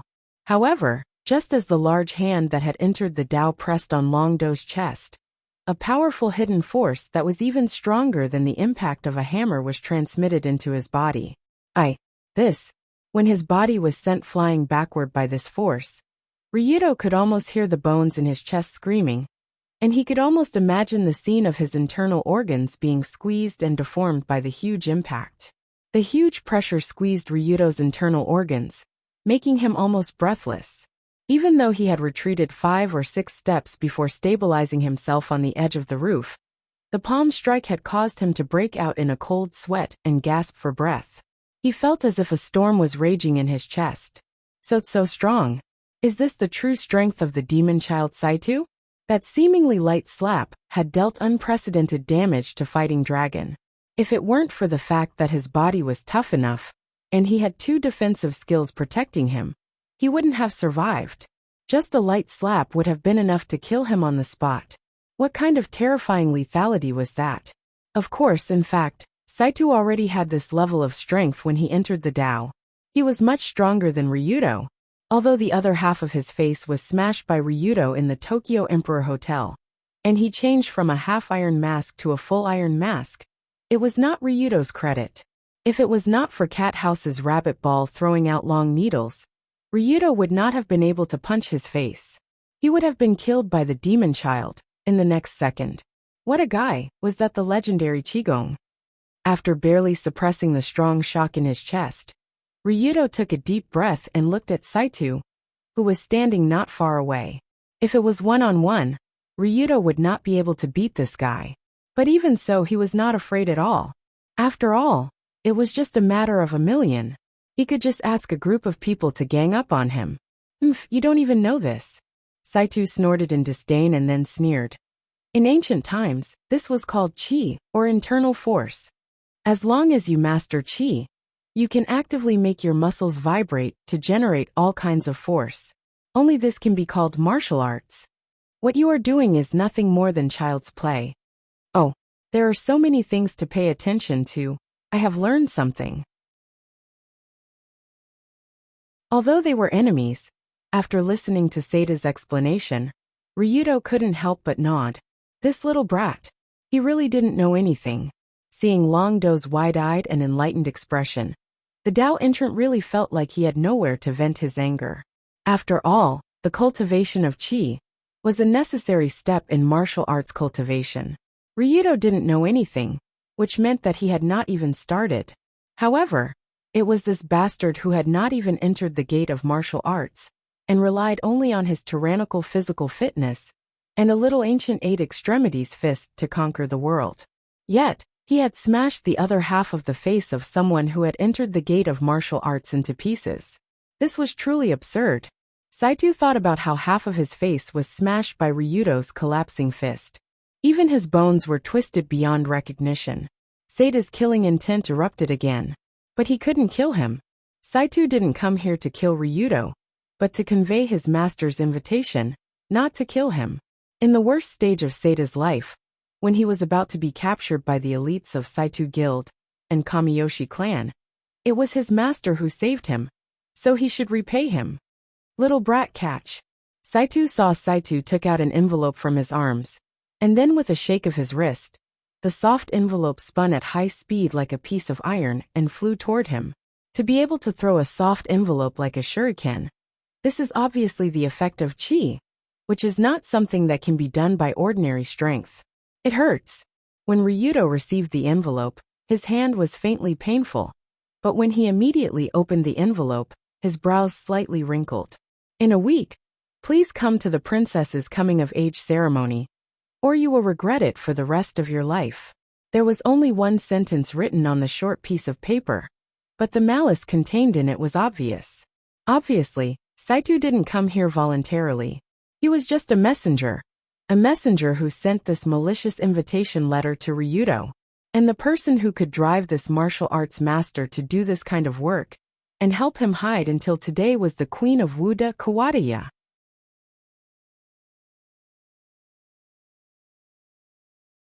Chapter 215. So that's how it is. When Ryudo saw the signature on the envelope, he raised his head again and looked at Saito Ryudo, who was glaring at him not far away. He seemed to understand how this guy hid until now. Since the Dunya kidnapping incident, Saito Ryudo was wanted and hunted by many forces. With his rough personality, it was difficult for him to hide in Yodo, but until now, the various forces couldn't find his whereabouts. This either meant that the guy had escaped, or that a powerful force was protecting him.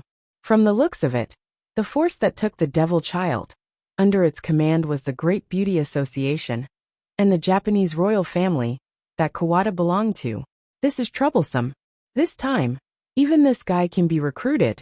From an objective point of view, Saito Ryudo could be said to be a rare martial Dao master in the world. His combat power could even be compared to a cat's house. What's more, this person was murderous and violent. Coupled with his extraordinary level of martial Dao, he was like a fully armed mad dog that could kill countless people at any time. Such a powerful mad dog was tamed by Kabato Masa, and he became the subordinate of the queen. It was really difficult to deal with. Kabato Masa already had a lot of forces in the light and in the dark. With the addition of Saito Ryudo, it was like adding wings to a tiger. It would definitely bring a lot of trouble to Ryudo. After throwing the letter in his hand, Saito Ryudo said sternly, "Ryudo Kiryu, keep your life for the time being. After you attend the Little Master's ceremony in a week, I will take your life. Wash your neck and wait." Whoosh!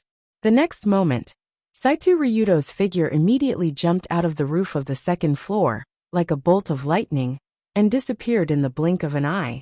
In the eyes of the huge Rulon Group headquarters, this martial Dao master could come and go as he pleased. No one could stop him at all. A week later, huh? What a forceful way to invite him. Watching the figure of the martial Dao master disappear, Ryudo could not help but sigh slightly. Originally, he and Leoli had agreed not to attend the coming-of-age ceremony. After all, they were not familiar with Princess Fukadaji, and she looked as ugly as if she drank something strange when she grew up. Who would want to see a mutated woman in her 20s wearing a crown and swaggering around? However, from the letter that the Empress had specially sent over, it seemed that she was determined to make Ryudo attend. She was even willing to let Saito enter the Dao to threaten him. "Please come, or you will regret it for the rest of your life." This sentence sounded domineering, but in Ryudo's ears, it made him very angry. Good fellow, he actually threatened me to such an extent. Did he really think that I was a pushover and wouldn't dare to go? After looking at the invitation letter in his hand again, Ryudo casually squeezed it. With a fierce rub, the originally thick paper turned into little bits and scattered on the ground. Not good, not good, not good at all. Originally, Ryudo didn't want to go to Fukudaheim's coming-of-age ceremony, but after what Kawada and Saito did, he really wanted to go. Although he didn't know what they were going to do at the coming-of-age ceremony, Ryudo suddenly wanted to teach them a lesson. "Didn't you invite me over? Then I'll go. But if the place is smashed, it's your own fault." Thinking of this, Ryudo couldn't help but take a deep breath, and the expression on his face became very serious. Immediately afterward, he immediately went downstairs to change his clothes, woke up Narukai who was dozing off outside, then left the Rulon Group headquarters by car, and went to another street, Ginza Mokom. After so many things happened, Ryudo definitely couldn't sleep tonight anyway. Since he couldn't sleep, He simply went to find an old acquaintance and asked the old acquaintance about the problem he was very concerned about. That is the opening and use of ki.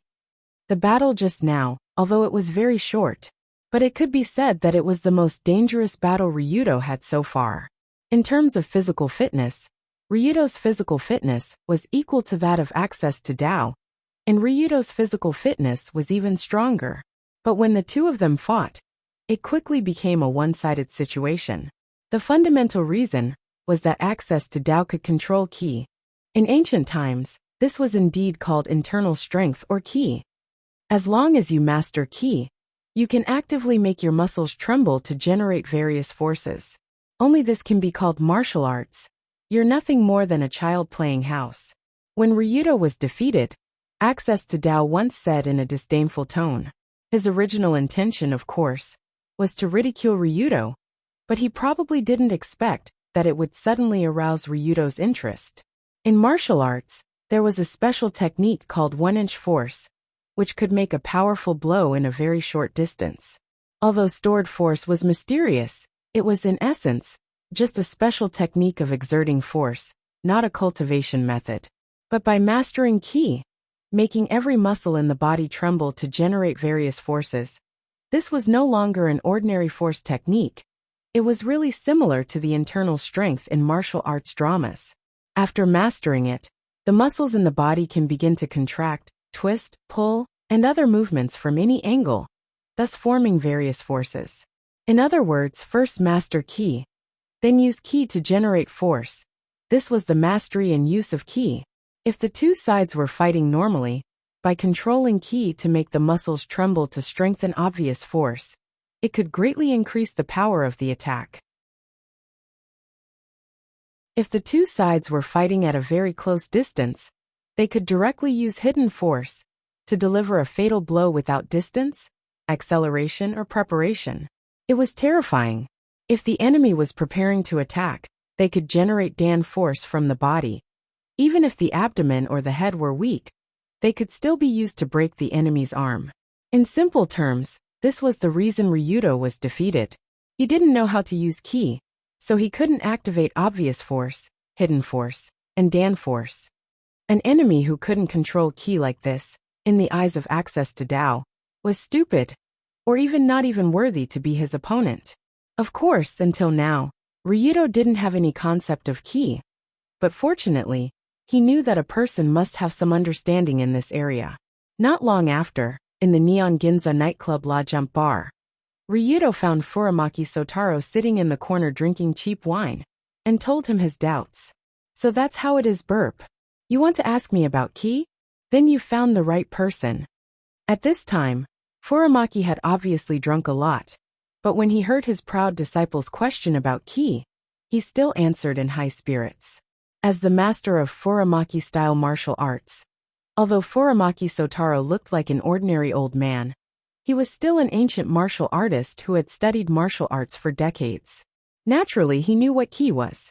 According to old master Gu Mu, aura wasn't some kind of magic, nor was it some kind of mystical ability. Instead, it was something that existed in every living being. In the mouth of modern scientists, they call ki the human microelectromagnetic field. In the mouth of the ancient people, ki was called internal force or internal force. But in essence, it was a way to completely unleash 100% of the body's potential. Speaking of this, Furamaki glanced at Ryudo's muscular body that was completely different from when they first met. Even from the perspective of a martial artist, Ryudo's current physical fitness was already quite strong. After all, LV4 physique brought an all-around increase that ordinary people couldn't achieve in their lifetime. But even so, Ryudo only had a very strong physique, and he didn't unleash the potential of this physique to the extreme. If LV4 physique had 100 points of combat power, then Ryudo could only unleash about 60 points at most, and the other 40 points were hidden in the use of ki. The human body was originally an inexhaustible treasure house, and the hidden treasures were as vast as the Milky Way. After some special training, humans could grasp the power of ki in their hands and unleash all the potential of the body. This was also the realm that the group of top martial artists in history could achieve. From the moment a martial artist can grasp ki, the proficient realms of mastery are obvious strength, inward strength, Dan strength, and will strength. But I think these realms may be a bit far from you, so I haven't mentioned it. Speaking of this, the old man couldn't help but look at Ryudo. It seemed that he felt that it was still a bit too early for him to cultivate ki. After all, the complexity of it was difficult to describe in words. According to Furamaki Sotaro's personal experience, it was already very difficult to master the most basic obvious strength. Generally speaking, it was impossible to do without 10 or 20 years of hard work. And the inward strength, and Dan strength, in addition to decades of hard work, it also required a considerable amount of talent. Otherwise, it was impossible to comprehend it in one's lifetime. As for the final willpower, it was basically a legendary level. It was said that a martial artist who had cultivated to this level would have a flawless temperament like a bright pearl. They would be able to predict danger and avoid calamities. They would be able to move at will and walk leisurely in a rain of bullets. Anyway, no one had seen it before, so they could brag as much as they wanted. But except for the will strength at the end, the bright strength, dark strength, and Dan strength were indeed real. Furamaki Sotaro could testify to this, because at his peak he was a martial artist who practiced Dan strength. Suddenly Ryudo smiled helplessly and said, "I can't help it. Who told me to fight with Saito Irido in the near future? If I don't know how to use ki, it will be difficult for me to be his opponent." Bang! Originally, Ryudo just casually mentioned this name, but when he heard the words Saito Irido, Furamaki Sotaro couldn't help but clench his fist and crush the thick beer bottle in his hand with his bare hands.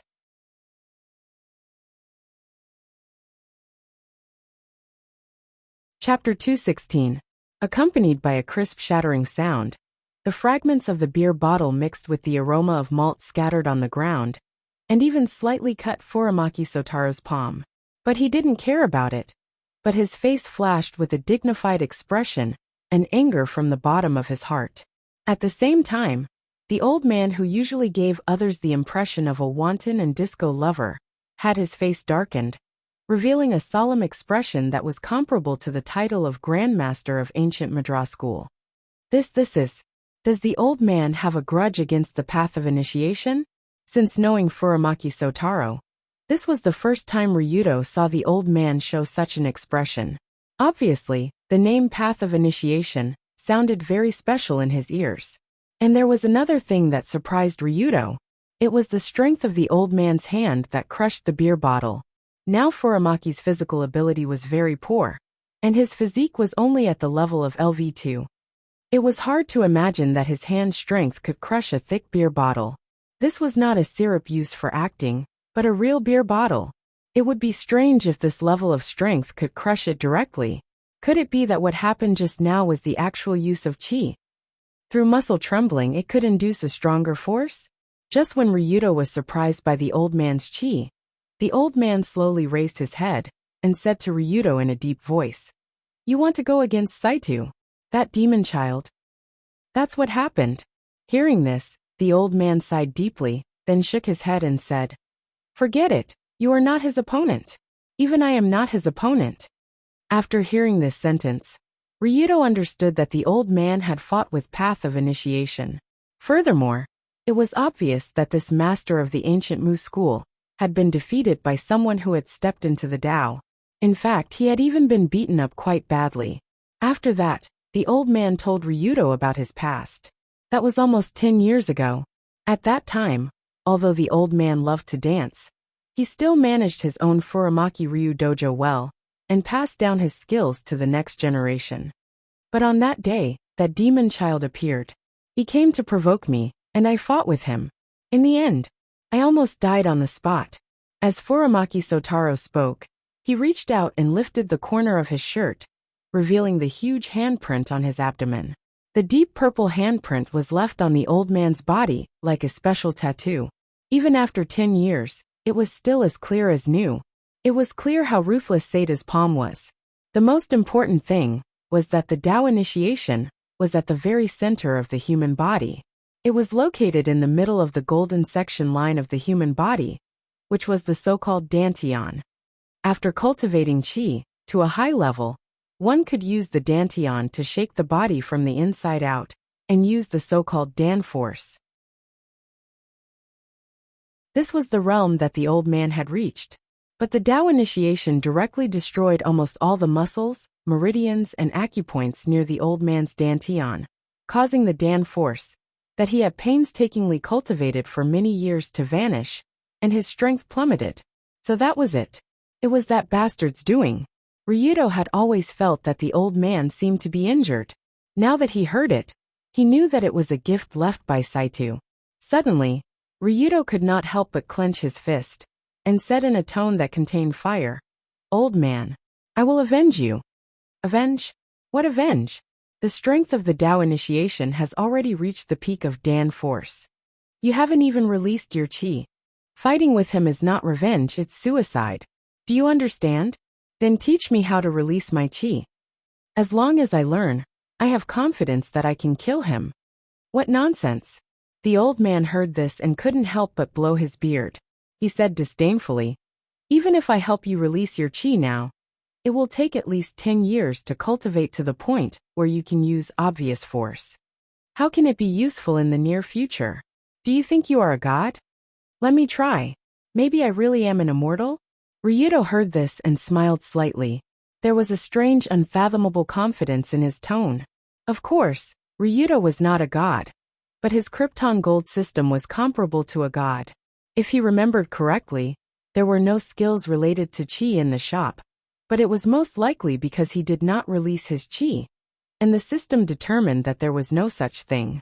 Just like when Ryudo did not learn the skill Furamaki-style martial arts at the beginning, if he did not have the corresponding skill, then the system would not open the purchase category of the skill.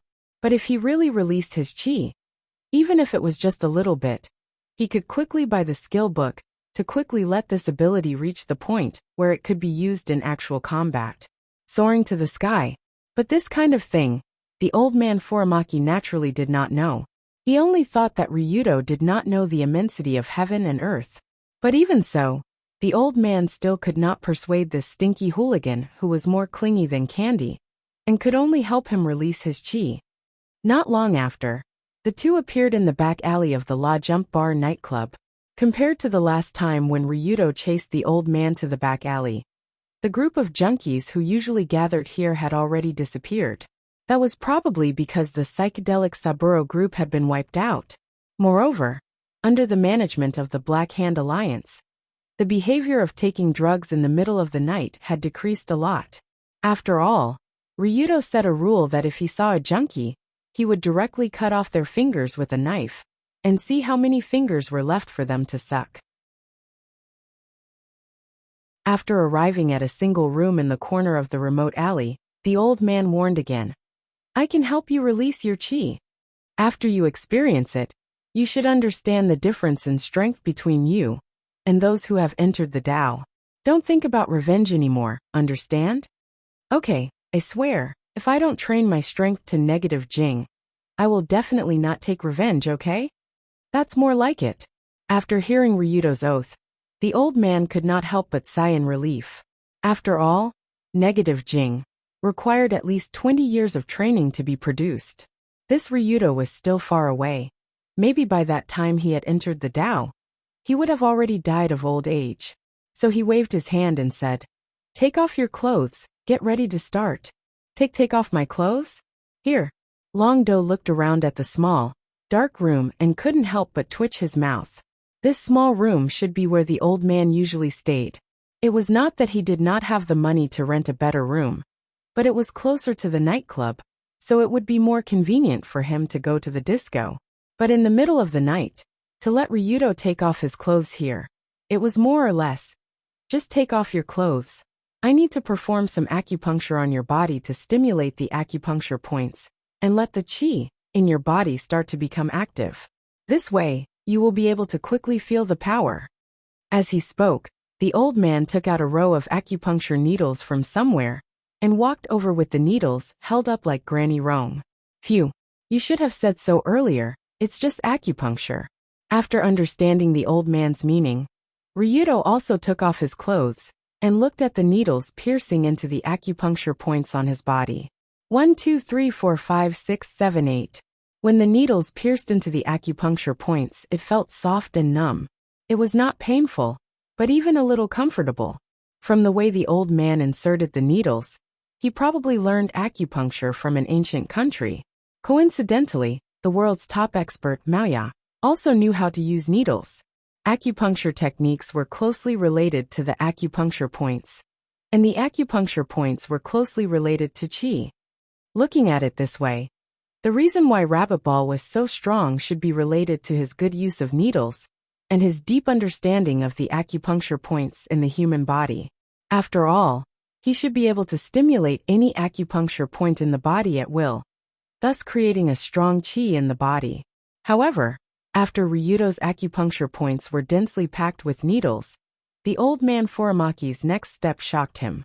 After the acupuncture points were fixed, the old man started to clip small copper wires onto the hooks at the end of the long needles. The other end of the copper wires was connected to something like a generator. It felt like he was planning to give Ryudo a pleasant electric shock therapy. That, Teacher Furamaki, to activate qi, the fastest way is to use a small electric current to stimulate the acupuncture points, so your body will feel a little numb in a while. That's normal. There won't be a problem, right? Ryudo heard this and swallowed a mouthful of saliva. He felt that his scalp was starting to numb. He felt like he was a death row prisoner sitting in the electric chair, and he was the kind that stupidly sent himself to the door. Of course there won't be a problem. As long as the position of the electric needles is correct, it should be successful. Of course, this is a test of the user's memory. Then your memory, no problem. Although I'm already 67 years old, my memory is still very good. When asked this question, Furamaki Sotaro patted his chest and promised with a face full of confidence. However, Ryudo's rogue analyzer could clearly see that the old man's attributes showed that he was 69 years old. Very good memory? Wait a minute, didn't you forget how old you were? Instantly, Ryudo felt a chill down his spine and quickly asked, Wait, actually, is there any other way to activate qi? Don't talk, let's start or you'll bite your tongue. Without waiting for Ryudo to hesitate for a while, the old man had already pulled down the switch very quickly. Almost at that moment, Longdo felt as if his head had been pierced by a bolt of lightning. His eyes were pale white, and there were constantly snowflakes like old TV shows flashing crazily. This is the legendary electric shock therapy? When the electric current entered Ryudo's body, he wanted to move, but he couldn't even move a finger, and his body was even slightly trembling. But under such circumstances, Longdo felt that some parts of his body were moving with a fluid that he couldn't touch or see, but he could clearly feel its existence.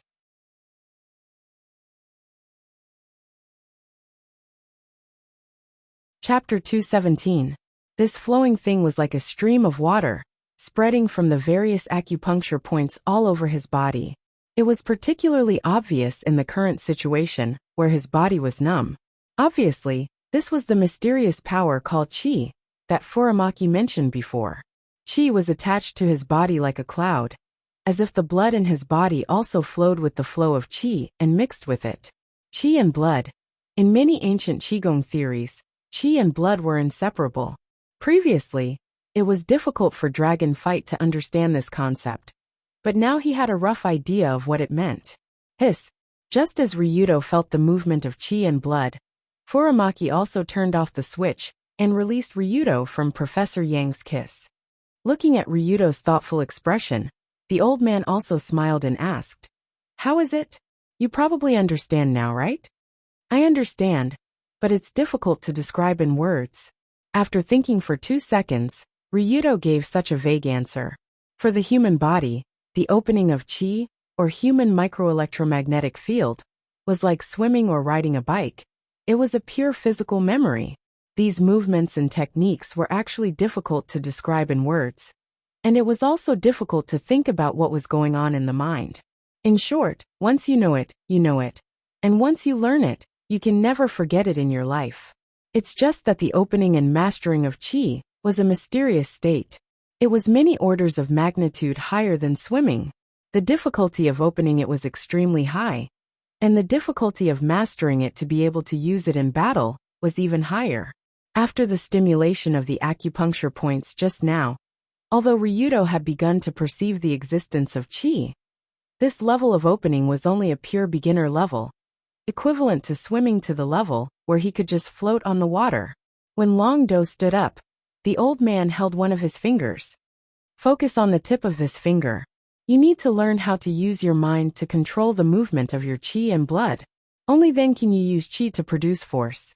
As the old man reached out to hold that finger, Long Do could feel a warm wave of air coming from that finger. Unknowingly, he also focused his attention on that finger. He could feel the invisible qi and blood gathering at the tip of his finger. But when he moved slightly, the gathered qi and blood disappeared in an instant. But according to the old man, this situation was completely normal. It took a long time to condense one's qi and blood in a certain part of the body, and it took even longer to make the body muscles tremble to transmit force. Even if it was only the most basic obvious force, it was impossible to develop it without 7 or 8 years, or more than 10 years of effort, at least from a traditional point of view. But no matter what, the qi in Ryudo's body had reached the preliminary level. Although he hadn't mastered it yet, it did exist, and he had achieved his goal tonight. Remember, before your qi reaches the level where you can use hidden force, don't fight with Saito. A real man doesn't lie. Before Ryudo left, the old man Furamaki couldn't help but remind him again, as if he was afraid that this kid who didn't know the immensity of heaven and earth would go to his death openly. Don't worry. Ryudo nodded with a smile and said solemnly, if I break this promise, I won't be able to get a wife in this life. Is that okay? The old man knew that Ryudo was an old pervert who was going to marry 3 wives, so this vow was poisonous. Thus, he nodded at the disciple who had made the oath, believing his words. Sigh. I hope that guy Saito can die of old age early. Hopefully, he won't live until Ryudo masters hidden force. Looking at Ryudo's back, the old man who stayed in his small broken house sighed. Then he took out a straw doll with Saito entering the Tao from the drawer, picked up a hammer and nail, and nailed it on the wall, as if he was cursing that guy to die early. Of course, Ryudo didn't want Saito to die early. He just wanted to kill that bastard with his own hands. Rustle. Puff puff puff. However, on the way back, Long Do, who was sitting in the back of the car, couldn't help but let out a burst of strange laughter, which made Ming Hai, who was driving in front, feel a little confused. What's wrong with the boss? After entering the old man's room for a while, he laughed like this. Did something strange happen? Thinking of this, Narukai's forehead couldn't help but drop a few drops of cold sweat. Ryudo naturally didn't know what this capable assistant was thinking, because he was already immersed in the pleasure of shopping. Now Ryudo's personal attributes were like this. Name: Ryudo Kiryoichi, 16 attributes. Wisdom LV2, Physique LV4, Courage LV3, Insight LV2, Charm LV4. Chi opening rate 1%. Title: Beginner Assassin, obtained after 100 successful sneak attacks. Presence reduced by 20% when equipped. Equipment: Uzi submachine gun, rare. Hook lock, good equipment. None tools. Rogue Velcro, Rogue analysis mirror, Rogue voice changing mask, Rogue glider skills. Ancient Bajiquan, Furamaki style martial arts, Iron bone mastery, Copper skin mastery, Parkour master. Rogue immortality, silent movement, aura shield. Omnipotent driver. Total assets: $172,870,000. Sure enough, this time there was an additional chi opening rate in the attribute pain, which represented Ryudo's mastery of this new ability. 1% mastery was almost the beginner level. There was no way to use it in actual combat. But fortunately, the current Ryudo was still quite rich. At first, he saved 120 million to buy the special medicine to treat Rue Hui. After upgrading his charm, he spent 50 million and had about 70 million left. As for the remaining 100 million or so, It was a part of the assets that Ryudo plundered when he led the team to eliminate the White Tiger Gang and Psychedelic Saburo. Of course, the cash in the hands of the two gangs was definitely more than this. But after all, Kai Yang and Tessa were among the people who raided the property. Everyone had to divide the assets equally. And after the assets were divided equally, most of them had to be transferred to the public account of the Rulon Group. Ryudo himself could only get a part of it, which was about 100 million or so. But even so, 100 million or so was not a small amount. Not to mention that after 3 days, there would be a larger sum of 300 million, which was the money for John's redemption. In other words, until the princess coming of age ceremony a week later, the amount of money that Ryudo could use was about 470 million or so. It could be said that it was the largest sum of money he had so far. At this time, Ryudo had to think about how to use this large sum of money. He now had the attribute of LV4 physique, international warrior. If he collected more money to reach 500 million, he could upgrade physique to the highest level LV5, extreme Superman. But if he did not choose to upgrade it to the highest level at this time, the 500 million or so in cash could be used to buy a large number of skill books, equipment, and other upgrade points. After all, Ryudo's current attributes were not very balanced. Wisdom and insight were only at LV2, which was a bit worse than other attributes. If he upgraded these two attributes to LV3, he would only need to spend about 100 million or so, and the remaining money could be used to buy a lot of skills and equipment. It felt that upgrading was not worse than upgrading physique from LV4 to LV5. What should I do? Forget it. The 300 million will only arrive in 3 days. I should go shopping first. Thinking about it, Ryudo opened the Krypton shopping mall and flipped to the column of skill books. Sure enough, in the skill shopping mall, there were a lot of internal force skill books that he had never seen before. Among all the skill books, internal force skill books was actually a separate column to browse, and the variety was much richer than expected. What were the normal internal force, Qianquan foundation technique, body strengthening technique, youth rejuvenation technique, heavenly cycle technique, etc. What were the literary skills, Indian secret technique, princess divine technique, test of the 8 extraordinary meridians, primordial pill subprescription technique, etc. What were the stupid skills, breathing technique that even monkeys can understand, fasting divine technique for paupers, death in situ for 10 seconds, celestial concealment technique, etc. How to describe these internal force skills? It was just that they looked so mysterious, so ridiculous, so ridiculous. In particular, the names seemed to have come straight out of a book of Qigong literature that could be found on the streets. As for the effects of these skills, most of them could increase the Qi opening rate after cultivation, but each of them had a unique effect, and some of them were even ridiculous. For example, fasting divine technique for paupers, after cultivation, could extract energy from the air and sunlight, and could only eat a meal every few days without starving to death, although the side effect was that one would become skinny like a bag of bones. What was the use of this? There was also the death in situ for 10 seconds. After cultivation, could greatly increase the Qi opening rate, but at any time, one could die in situ and ascend to heaven. What a scam! Wasn't dying in situ and ascending to heaven suicide? As for the other martial arts and secret methods, they were basically some very ordinary things that increased the opening rate of Qi. Although the name was fancy, it was actually no different from the most basic body-strengthening martial arts. After all, in the end, Qi was not some kind of battle Qi or Qi force in fantasy novels, but only the development of the human body's latent ability. Martial artists who succeeded in cultivating Qi could slow down aging, strengthen their bodies, and increase their combat strength. However, it was impossible to create 18 dragons with a single palm strike after cultivating to the limit.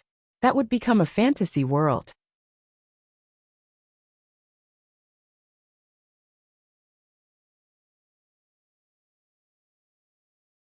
Not long after, Ryudo returned to the headquarters of the Rulon Group and returned to his room. At the door of the room, there was a tree that was more than 20 centimeters thick. Ryudo came to the front of the tree and threw a punch at it. At the same time, he mobilized the chi in his body and spread it in that direction. Boom! When the punch arrived, the tree broke. The tree that was more than 20 centimeters thick was smashed like a bubble by Ryudo's punch. The most important thing was that Ryudo did not use much of his physical strength. Instead, he relied on the clear force produced by his chi to shatter the tree. With a chi opening rate of around 20%, he could already use the first stage of clear force. In other words, this was equivalent to Ryudo skipping the years of hard work that Furamaki Sotaro said in the blink of an eye. He suddenly had the strength of chi that was enough for actual combat. Oh, is this the first stage of clear force? Amazing!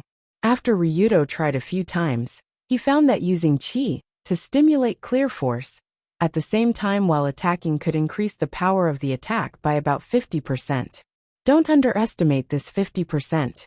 Now that Ryudo had LV4 physique and the high lethality of ancient Bajikwan, one attack was already fatal. On this basis, an increase of 50% was already quite terrifying. The most important thing was that now Ryudo's chi opening rate was only 20%. In other words, he still had a lot of potential that had not been fully utilized. In the not-too-distant future, if Ryudo could have LV4 physique and chi opening rate of 100%, even he himself could not imagine how terrifying it would be. It was probably not much different from Superman. But even so, in fact, the current Ryudo was already on the road to becoming Superman. However, just as the youth here was immersed in the excitement and joy of getting a new toy, time passed by, and the next morning came as promised. It had to be said that this was a depressing morning. The wind was strong, the rain was sudden, the dark clouds covered the city. Early in the morning, there was a continuous drizzle, giving people an ominous feeling of dark clouds covering the sky. However, in a villa with a huge courtyard in Tokyo's Chiyoda district, the master who lived here was obviously not overwhelmed by this depressing morning. Classical solemn.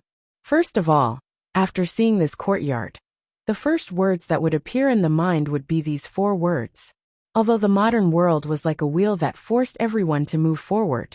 However, this place seemed to have been frozen in time hundreds of years ago. The small stream flowed, the antique atmosphere, the green vines, and the various flowers and plants naturally set off the taste and value of this place, making it appear very fresh and elegant. And in the middle of this courtyard, there was a clear pool in a bamboo forest. Not far away, there was a brick path that led to a secluded place. The flowers were deep and the house was quiet. It was really a good residence. But this early in the morning, a very short figure was not afraid of the drizzle, standing alone by the spacious pool. Taking a closer look, this Saitu Ryu martial arts master, Saitu Ryu-do, was wearing a simple and loose outfit.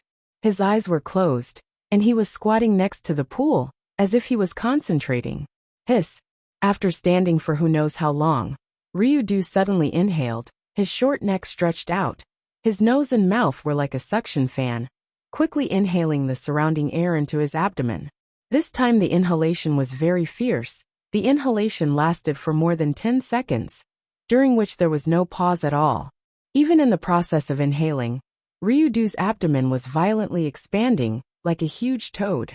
At the same time, the man's limbs and all the muscles on his body were constantly trembling in the process of inhaling, as if they were being attacked by an electric current, as if every muscle had its own consciousness. Hiss! Hiss! After inhaling enough air, Ryu-do once again exhaled, only to see a huge wave of air gushing out from his mouth. The small pool in front of him rippled, as if it was being attacked by a gust of wind. Such a terrifying inhalation and exhalation. It was hard to imagine that it could be done by a human. If a thin and weak person was standing in front of Ryu-do, perhaps this breath would have blown him a few meters away. The terrifying scene just now was the result of one of the most profound energy arts of the tantric schools, the art of the Lokapala imparting profundity, a breathing incantation. Through breathing, constantly guiding the chi in the body to flow around the body, thus stimulating every cell, and maximizing the potential within. It could be said that in terms of the cultivation of qi, entering the Tao had already reached a rather profound realm. This was definitely not something that Long Do's petty 20% qi opening from yesterday could compare to. Clap clap. Clap clap clap. Just as he was about to complete his morning breathing technique, a crisp clap suddenly rang out from behind him. Good morning, Mrs. Kawada. With the strength of Ryu-do naturally, he had already noticed the figure standing at the garden entrance not far away. He also slowly turned around and nodded to the woman in a Western dress. There was no doubt that the woman who appeared in the courtyard of Ryu-do was the current owner and savior of Ryu-do Kawadaya. From the outside, Kawadaya was a middle-aged woman about 40 years old, but she obviously took good care of herself. Although she was not as beautiful as Rue Hui, who completely ignored the passage of time, she was still a dignified and elegant lady. Unlike most people's impression of Japanese empress, Kawadaya was wearing a Western-style high-collared, long-sleeved dress made of velvet fabric. It looked graceful and elegant, and it was quite a perfect match for her temperament. Such a very capable woman. If there was no special indication, it was hard to imagine that she was the daughter-in-law of the Japanese royal family, the wife of the current Emperor Wutoku. Moreover, after witnessing the breathing exercise of entering the Tao, which could be called a stunt performance, her expression did not change.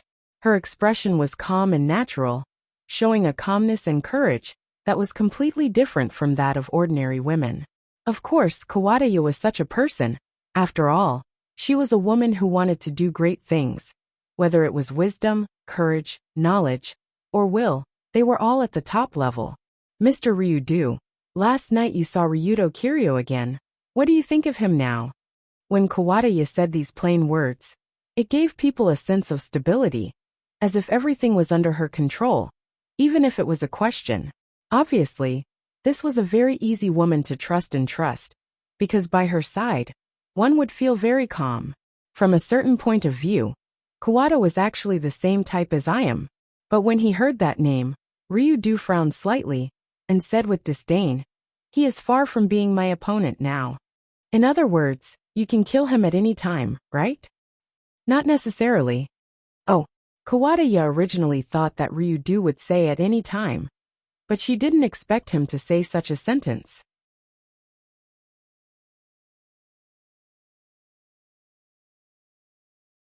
Chapter 219. Judging from his disdainful attitude towards Long Do when he had just entered the Tao, logically speaking, he should have looked down on that stinky brat. But in fact, that was not the case. Although he is not as good as me, he is already an outstanding expert of the younger generation. Plus that kid has a lot of tricks up his sleeve. I dare not say that I can take his life at any time.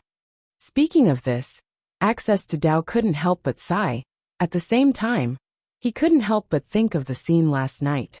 In the battle on the roof last night, Access to Tao clearly had the upper hand, but there was not a trace of fear on that boy's face. As everyone knows, there is no one who is not afraid of death. If someone feels that they are not afraid of death, it can only mean that they have never been close to death. Even Access to Tao, who has been on the verge of death dozens of times, will still unconsciously feel fear when facing the threat of death. This is human instinct. But last night, Ryudo's eyes and expression didn't show the slightest fear, as if he was sure that he would never die. Seeing that calm expression, Access to Tao didn't show any reaction on the surface, but in fact, he was very surprised. He is not afraid of death. No, he doesn't think that he will die at all. This kid must have hidden some powerful tricks up his sleeve. For this situation, Access to Tao can only explain that the kid still has some tricks up his sleeve. That is the only reasonable explanation.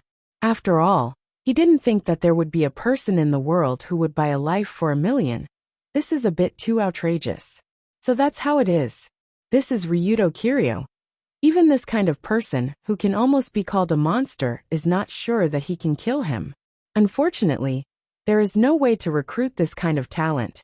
If he falls to that point, he can only blame himself for not knowing how to appreciate kindness. After discussing a few more details with Access to Tao, Xiao and Tianya slowly walked outside to prepare for the princess coming-of-age ceremony that would be held 6 days later.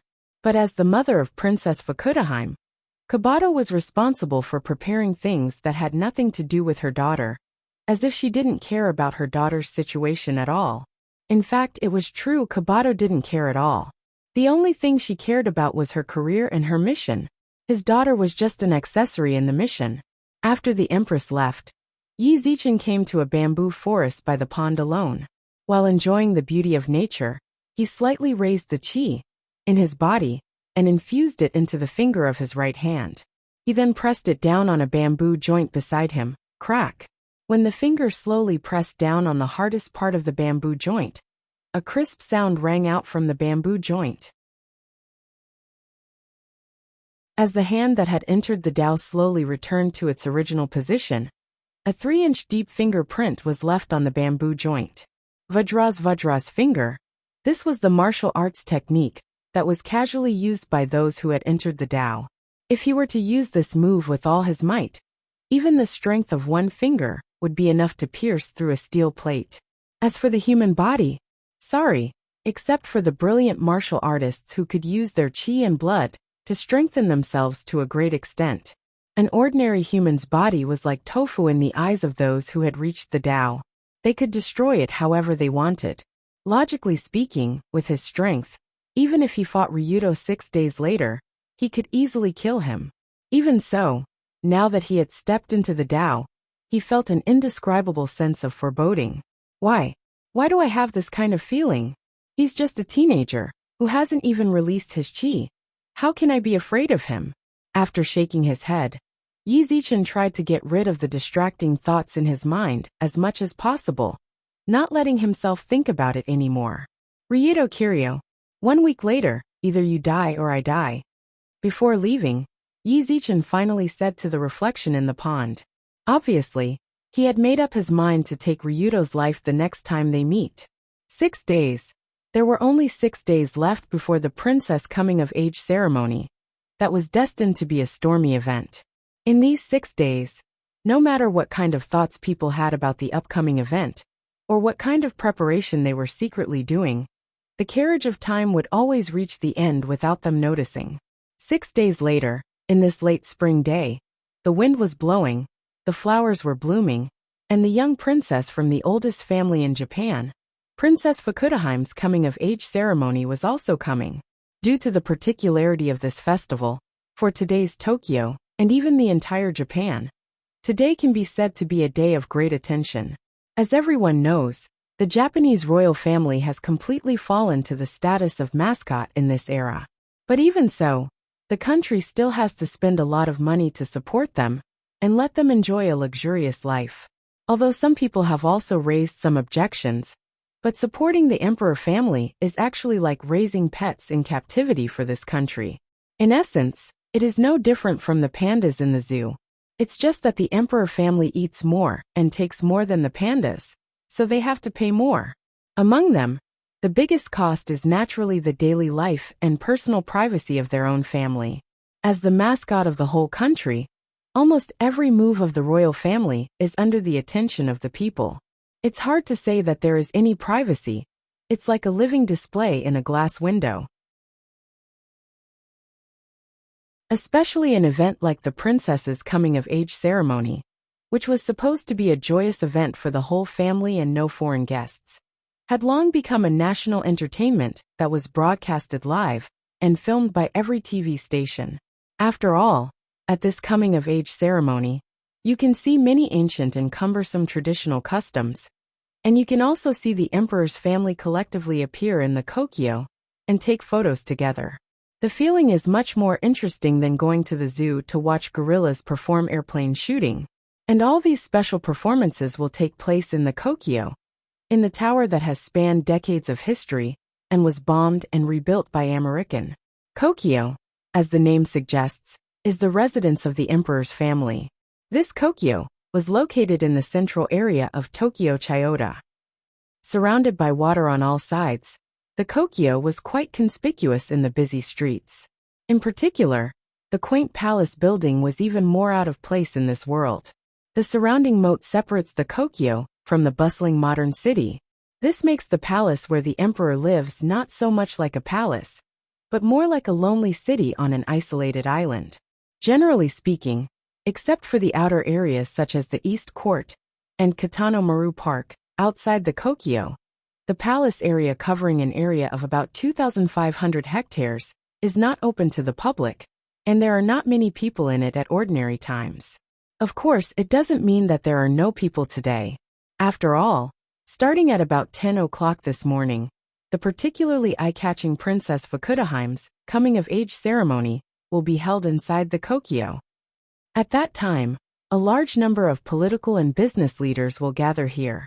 Therefore, just before the hour hand in the morning pointed to 10 o'clock, a large number of reporters from various TV stations and online programs have gathered near the Kokyo outside the Kokyo. They all set up their cameras and bombarded the guests who came to watch the ceremony indiscriminately. It's coming. Whose car is that? It seems to be the president of the C-Ling Group. Hurry up and take photos. Hey, isn't that the CEO of Uni? Didn't he just promote abroad yesterday? He actually rushed back here early in the morning. That is the national treasure level cooking immortal Master Millet. It is said that he has been cooking for 100 years. He is a living immortal. For the reporters stationed in Tokyo, today was undoubtedly a great day, because they could unscrupulously take photos and videos of this group of celebrities, who were rarely seen in their daily lives. The guests who came to watch the ceremony got off in front of the Kokyo and walked to the inner Kokyo. Some walked quickly with their heads down, and some politely waved to the reporters in the distance. The guns and cannons on both sides of the road kept flashing. It didn't feel like a royal princess's coming-of-age ceremony. Instead, it felt like a strange fashion show. However, such a happy atmosphere completely disappeared with the appearance of a black car with a dragon's mark on the front hood. Rumble, rumble, accompanied by a very arrogant engine sound. The black car that didn't look low-key at all stopped outside the Kokyo, and the royal etiquette officer standing at the gate in charge of greeting also walked over as usual. Wait, that car? It seems to be the exclusive car of the leader of the Rulon Group, Tongshin Kazuma? When the reporters saw the car that exuded an aura that was out of place with the other visiting cars, they realized the origin of the car. After all, the exclusive car of the leader of the Rulon Group was quite famous. But according to the reporter's knowledge, Tongshin Kazuma was now a fugitive, and it was said that he fled abroad. Some people even saw him drinking vodka while fighting with a white bear in Siberia. Now the second-generation Mutong Shenlong-do was in charge of the Dragon Group. Although he was only 16 years old, it was said that he was vicious and merciless. His methods were cruel, and he was guilty of all kinds of crimes. He was the ultimate scum from head to toe. No way? Could it be? When they thought of this, some of the reporters trembled as they looked at the car that just opened the door. They saw the young man sitting in the back seat of the car step out. When the young owner of the car opened the door and walked out with the royal etiquette officer, he was exposed to hundreds of cameras. Almost everyone who saw him was stunned. Of course, the person who came to the princess coming-of-age ceremony in this car was Ryudo, who was warmly invited by the current empress. But today he was clearly dressed up, and he looked very domineering.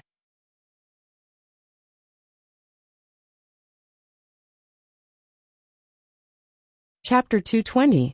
Because he was going to attend a formal event, Ryudo still wore a three-piece business suit with a high collar made of satin fabric, which made him look more mature and decent.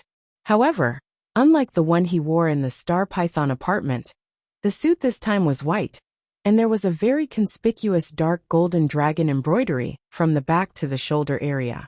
The white suit was adorned with black dragon embroidery. The contrast of white and black accentuated this young man's characteristics to the greatest extent, especially the gold-rimmed black dragon that was baring its fangs and brandishing its claws on his shoulder. It simply made people feel that unconventional domineering demeanor with just a glance. The most exaggerated thing was that after getting out of the car, Longdo actually wore a pair of pure black sunglasses that he usually didn't wear. It made his originally very lethal and fierce face even more intimidating. "Please come in." After helping Ryudo open the door, the royal etiquette officer who came to greet him couldn't help but be stunned for a moment. Then a few drops of cold sweat fell from his forehead. "Umph." Long Do, on the other hand, stepped out of the car. His pair of sunglasses covered his eyes as he scanned the reporters around the Kikyo gate. He then strode in arrogantly without a care in the world. He slightly raised his head, straightened his back, stepped forward, and his hands moved rhythmically on both sides. The young man's walking posture was actually very standard, but for some reason, he always had a domineering and arrogant attitude that looked down on others. It was as if the magnificent Kikyo gate and the Kokyo in front of him were nothing in front of him. It had to be said that although Ryudo's attitude was arrogant, he was really handsome. His already handsome appearance, coupled with his level 4 charm, which was enough to become an international idol, and his unique clothing made him look like a dragon among men. It was as if a young godfather from a movie had come to reality. Because Ryudo's appearance and aura were too shocking, the surrounding reporters couldn't help but quickly raise their cameras and take 10 shots of Ryudo from all angles. Flashes flashed everywhere, and the sound of buttons clicking could be heard. For a moment, the entrance was particularly lively, and the expressions of the reporters gradually became excited. After all, it was rare for this all-powerful second-generation leader to appear in public, let alone in such a special place. However, when Ryudo sensed that a large group of people around him was taking pictures of him, he came to an area less than 10 meters away from the Bellflower Gate. He slowly raised his left hand and made an international friendly gesture to the reporters on his left. Convex. Before the reporters on the left could recover from their shock, he slowly raised his right hand and made the same international friendly gesture. Convex. Immediately after, the reporters on the right were stunned. He raised his hands together and made a friendly gesture towards the huge royal palace in front of him. Convex. Convex. At this moment, all the surrounding reporters were stunned. The royal etiquette officer was also stunned. Not far away, the security team members who were watching the gate were also stunned. Am I seeing things? The leader of the extreme Dao stood at the entrance of the Japanese royal palace and raised his middle finger to the surrounding reporters and the palace in front of him. Although most of the reporters were shocked by Long Do's actions, there were still a few brave reporters who took photos from various angles that would go down in history and posted them on the internet. XXXX year, the leader of the Rulon group, Ryudo Kiryu, was paying his sincere respects to the Kokyo. At the bottom of the photo, the reporter used his trembling hand to type in this sentence. However, perhaps because the reporter was shocked, this sentence was not so much an introduction, but more of a sarcastic remark. It was not difficult to imagine what kind of sensation this photo, and the fact that Ryudo went to the princess's coming-of-age ceremony, would cause if it was posted on the internet. After all, it was already shocking that an extreme Dao boss was invited by the royal family to attend the princess's coming-of-age ceremony. Not to mention that he went to the palace and raised his middle finger. It was simply too arrogant. Although the royal power of Japan had declined, the Kokyo was still something that represented the face of the country. Unfortunately, the face of the country was now like being publicly slapped by the extreme Dao young master, and it was a slap in the face. After all, who would understand the face of the country if you told Ryudo about it? Anyway, they had already shed all pretense of cordiality, so why should I save face for you? The most important thing was that this time, it was Kobayashi who strongly invited him to come, and for this invitation, she even used access Dao to threaten him. This kind of action made Ryudo very unhappy, so he had been prepared for the past few days. He was holding back his anger, and was ready to make a scene inside. Kokyo, right? I'm here, don't regret it. However, just as he strode arrogantly into the imperial palace inside, what appeared in front of him was the royal palace square, that was covered with gravel, grass and trees. Standing in the palace square, one could see the walls of the palace, and the famous scenic spot Mitsubishi Bridge. Mitsubishi Bridge was a special passage that led to the palace. It was said that only high officials and nobles could pass through this bridge. At this time, around the bridge and in the nearby square, there were armed guards everywhere. Obviously, for the princess's coming-of-age ceremony, the royal family had done enough preparation. When Ryudo stepped on the Mitsubishi Bridge, the guards on the bridge couldn't help but look at him with suspicion and vigilance in their eyes. After all, this guy's clothes, appearance and temperament were not the same as the group of people who came to participate in the ceremony. This time, the guests invited to the princess's coming-of-age ceremony were all rich and noble. Most of them were members of the Yatsuki group, so their gestures revealed a fake upper-class atmosphere. But Ryudo was different. This guy looked like he was here to make trouble. After feeling the guard's vigilant gaze, Ryudo reached out his hand and pointed at his temple and sneered. "What are you looking at? If you have the ability, then shoot me here. If you don't have the ability, then go back and drink milk." The guard who was ridiculed by Ryudo blushed, but he could only turn his head immediately and didn't dare to look at the extremely arrogant leader. Coward. Leaving such an appropriate adjective, Ryudo swaggered across the Mitsubishi Bridge and entered the palace area surrounded by the walls. The tall walls were filled with ancient trees, hundreds of thousands of trees from all over the country. The palace buildings were scattered among the trees, which looked very different from the palace imagined by ordinary people. The so-called palace here was just a house built with large stones. Looking at it, it was all green tiles and white walls. The chrysanthemum family pattern symbolizing the Japanese royal family could be seen everywhere. It was very coquettish. Such a complex of buildings was not lacking in elegance and simplicity, but it lacked a bit of vastness and grandeur. If someone told you that this was a desolate resort villa, no one would not believe it.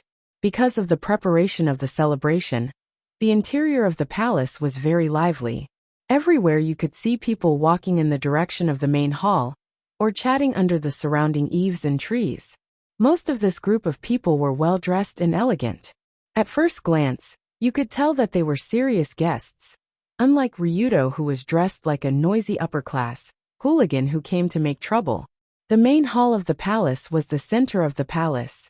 The main activities of the royal family and diplomatic ceremonies were held in the pine pavilion of the main hall.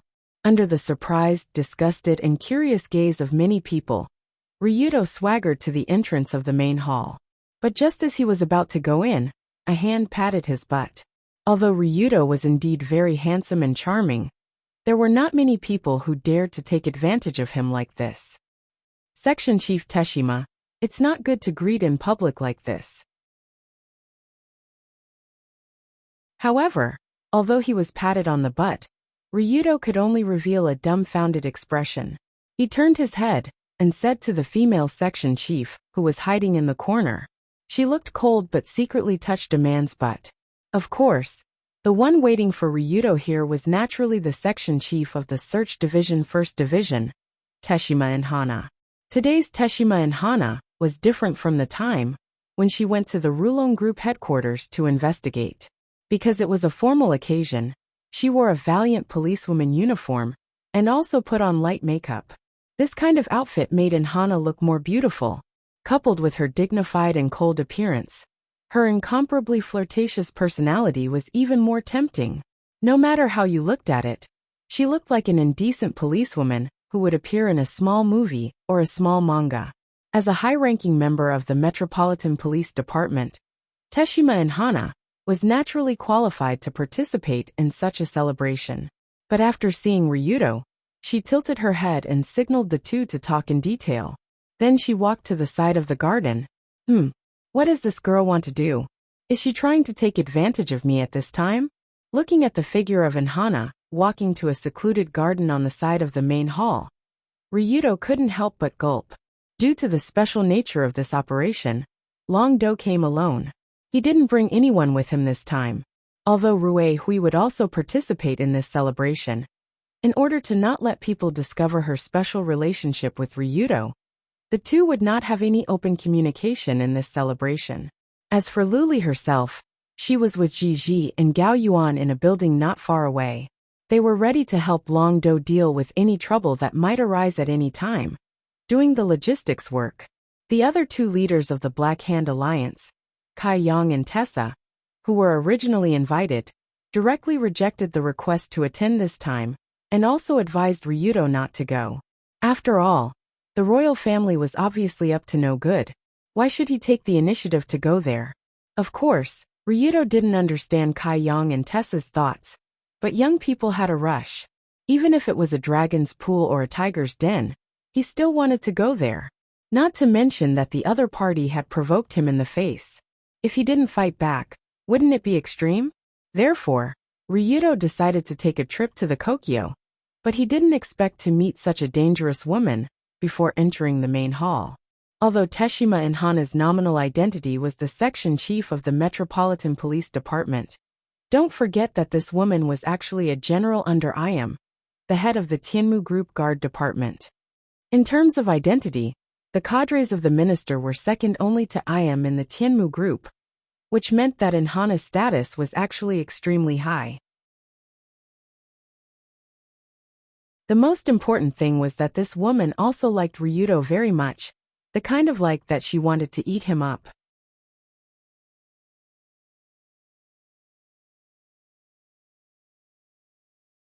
Chapter 221. It didn't take long for Ryudo to follow Lin Hua to a garden not far from the main hall. The garden was currently in full bloom. All kinds of flowers were contending with each other in terms of their beauty. The fragrance of the flowers in the garden assailed everyone's nostrils, causing the fragrance to spread from 10 miles away.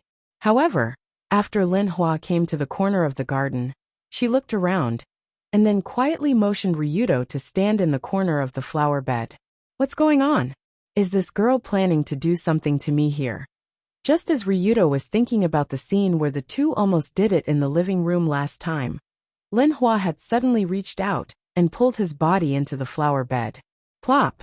Accompanied by a muffled sound, the bodies of a man and a woman fell into the 1-meter-tall shrub at the same time, and formed a very ambiguous position of the man on top and the woman on the bottom. Hiss!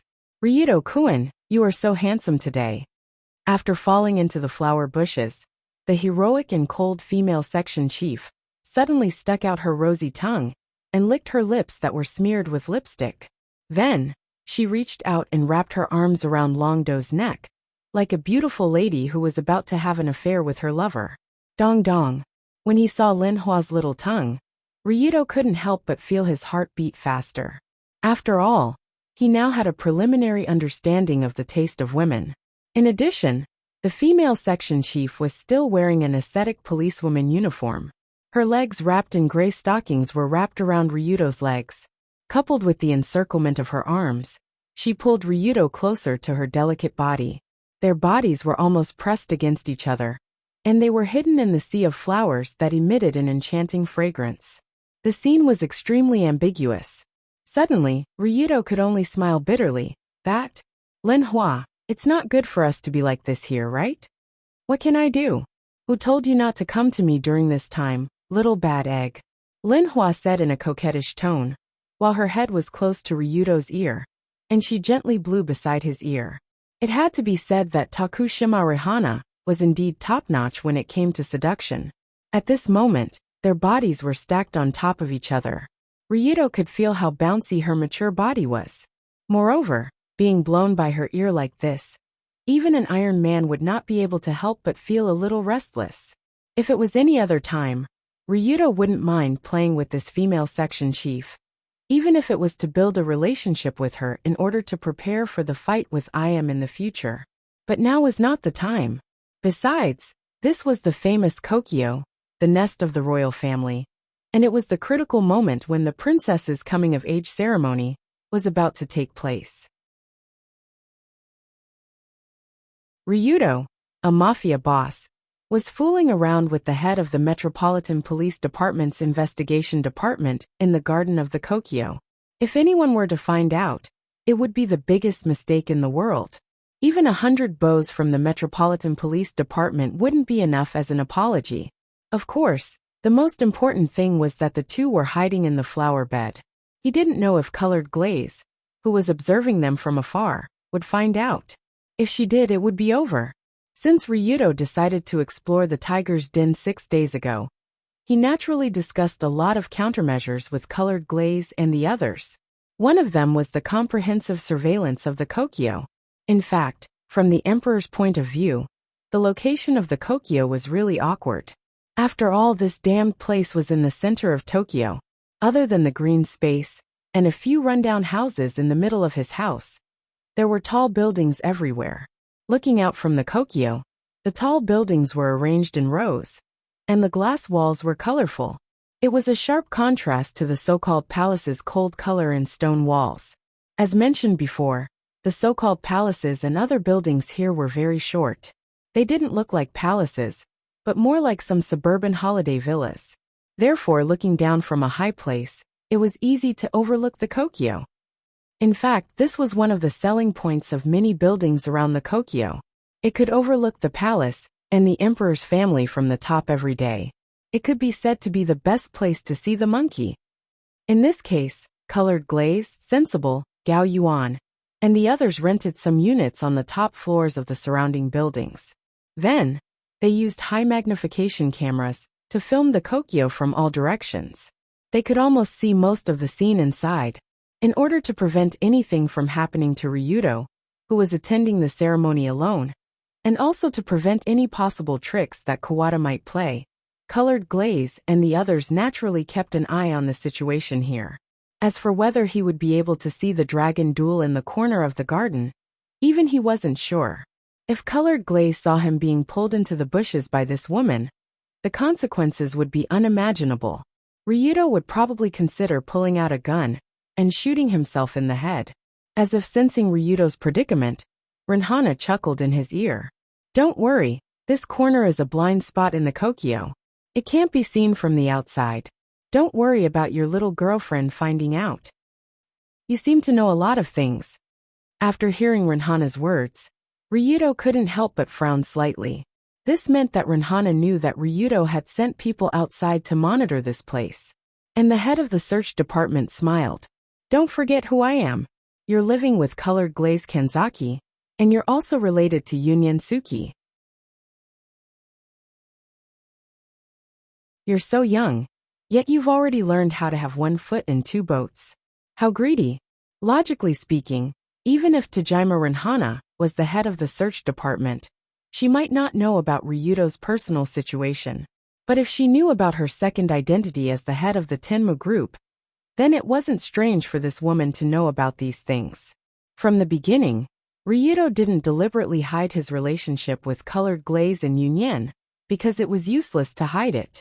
With Ayam's intelligence-gathering ability, it was impossible for her not to find out.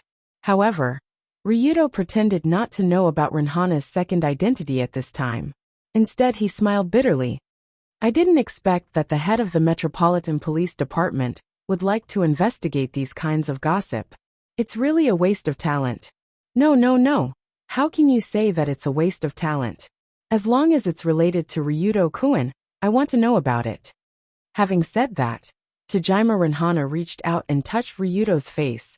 Then her fingers slid down his masculine cheeks, across his strong chest, abdomen, and then to his waist. Just when Renhana's hand was about to touch a strange part, Ryudo finally couldn't help but hold her slender wrist, and his expression became a little awkward. Renhana's fingers were soft and cold, and it was very comfortable to touch. If it was at ordinary times, Ryudo wouldn't mind being touched by her, but at this time he didn't want to. Seeing Ryudo holding her wrist, Renhana couldn't help but laugh.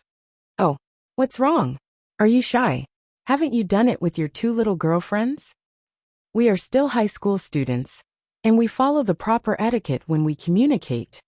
Hee, you are obviously too timing, but you still have the nerve to say that you are proper. What a little rascal.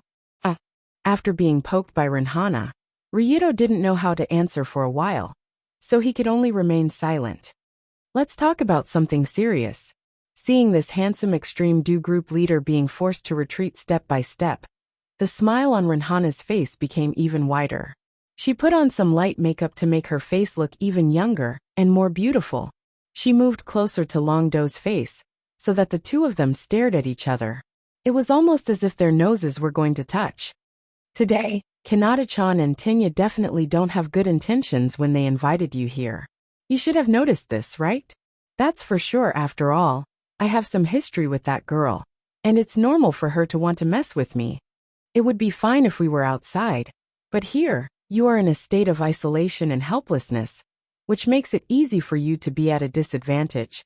So I think you need an ally, a reliable ally. In fact, from a practical point of view, Ryudo was not isolated and helpless, because his ally Kandai Ruehui was also present in the main hall, not far away.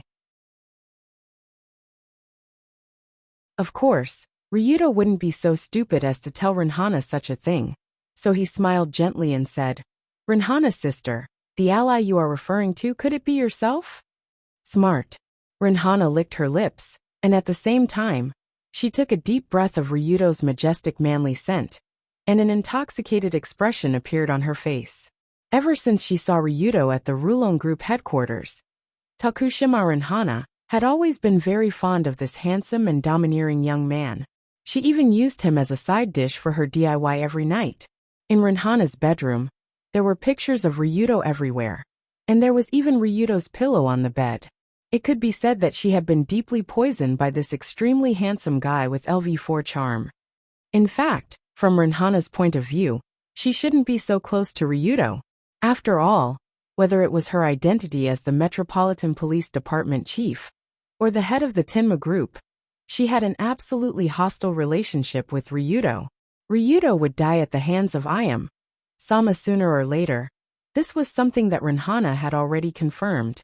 However, if such a handsome guy who completely suited Rinhana's taste died just like that, in her opinion, it would be a bit of a pity. In other words, even if Ryudo had to die in the end, he had to be played with by Rinhana first before he could die. At the very least, he had to let her reach the pinnacle of 100 times. Therefore, getting Ryudo-kun's young and charming body as soon as possible was Rinhana's current biggest goal in life. So she said to Ryudo in a serious tone, "Ryudo-kun, come and be my lover. In this case, I will provide you with all my strength. Is this a deal?" Ryudo had long been mentally prepared for Tokushima Rinhana's request. After all, what was this crazy woman thinking every time they met? It was really a question that an idiot could think of. "It's a deal, because our relationship is limited to lovers. Unlike your two cute girlfriends, you don't have to be responsible for me, and I won't be responsible for you. Hoo-hoo, let's just ask for physical and mental pleasure. How about it?" Looking at Ryudo's hesitant expression, Rinhana panted slightly and said in a tone that seemed to be unable to hold back.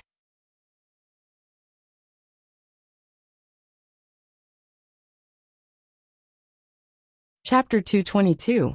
There was no doubt that Tokushima and Hana was an infatuated woman, and it was the type that was obviously infatuated with Ryudo. Even in addition to being an infatuated woman, Ryudo also knew that this woman had obvious comedic tendencies. Especially when she was tickled, she would be particularly happy. In the original Red Album 2, No Survivors, it was clearly shown how Tokushima and Hana was subdued by Tenmu Ayam. In fact, it was just a tickle. La la la. "Oh, Ayam-sama. Ha ha ha. It's so ticklish. You're really a pervert in Hana. Follow me in the future." Yes, yes. At that time, the scene of Tokushima and Hana being tickled by Ayam in the game caused a huge protest in the player community. The reason for the protest was very simple, because the characters in the game were not dubbed. In the case of no dubbing, the players could not hear the sound of Sister and Hana being tickled. How could they not protest? The players condemned the game production company for being immoral. They couldn't even afford to hire a dubbing actor. Such a great scene without proper sound effects was simply a waste of God's gift. Because Hana's popularity was too high, and the scene in the game was too famous, there were even players who spontaneously created Sister and Hana's exclusive voice pack, specifically to match the scene with a suitable voice, so that the players would enjoy listening and watching. Of course, that was a matter in the game. In the real world, Tokushima and Hana naturally did not need dubbing. Her original voice was good enough. Especially when this woman with strange interests wanted Ryudo to be her lover. The devilish voice was simply devilish. If it was in the game, it would be at a level that would not pass the censorship. Dangerous. It's too dangerous. It can't go on like this. After feeling Tokushima and Hana's obviously happy state at this time, Ryudo couldn't help but secretly frown. In fact, if Hana could become Ryudo's ally, then her assistance would be very useful in many of the following events. After all, this woman was the ultimate mole. But it was conceivable that if Ryudo now agreed to be her lover, then Hana would probably not hesitate to go on a rampage on the spot and directly eat Ryudo's skin. Although Ryudo was not a traditional man who treated sex as his life, in his heart, his own people should at least be given to his girlfriend, wife, or future wife. How could he give it to this kind of woman? So even if they were just lovers who used each other, Longdo didn't want to make this woman happy. Although he might be very happy himself, he would be letting Lioli, Yunyin, and Dunya down if he did that. But if he didn't agree to Hana's request now, then she wouldn't help in the next princess coming-of-age ceremony. This was still a very troublesome matter. If Hana could help in this incident, then Ryudo's chances of winning would definitely be much higher. He naturally hoped to reach an agreement with Hana. What should I do? Should I agree? Or should I say, wait, didn't she just want to be happy? Then wouldn't it be fine to make her happy? However, just when Ryudo was pressed into the flowers by Tokushima and Hana, and could be eaten up at any time, his mind suddenly remembered the scene he had seen before, which was the scene where Ayam and Hana tickled each other. If he wanted to make this female section chief happy, he didn't have to sacrifice himself for righteousness. He could use other means. When he thought of this, the corners of Longdo's mouth curled up into a smile. After that, he quickly moved Lin Hua's trembling body to the side with the moon in the ocean. Originally, Longdo was pinned to the ground, but with a flip, a grab and a throw, he skillfully pinned the woman to the ground. Oh, after being pressed into the flower bed by Ryudo, the expression on Hana's face became even more pleasant. She giggled, and after laughing for a while, she smiled and said, "So that's how it is. Do you like this kind of thing?" Then slap. But before Hana finished speaking, a palm had already scratched the itchy flesh on her abdomen at lightning speed. The speed was so fast that it was impossible to guard against it. Of course, Ryudo pressed this woman down for no other reason than that it was convenient to tickle her in this position. That was all. Although she was already over 30 years old, Hana had always been very good at managing her body. Whether it was her waist or her arms, they were quite beautiful, and her skin was tight and elastic. With this scratch, Ryudo felt as if he was scratching a surprisingly soft and smooth jelly, and there was even an obvious rebound force. Puff! Ha ha ha ha ha. After being scratched at the itchy flesh on her abdomen, the itch spread throughout her body along with excitement. Hana's body trembled violently, and at the same time, she let out a strange laugh. "Dragon!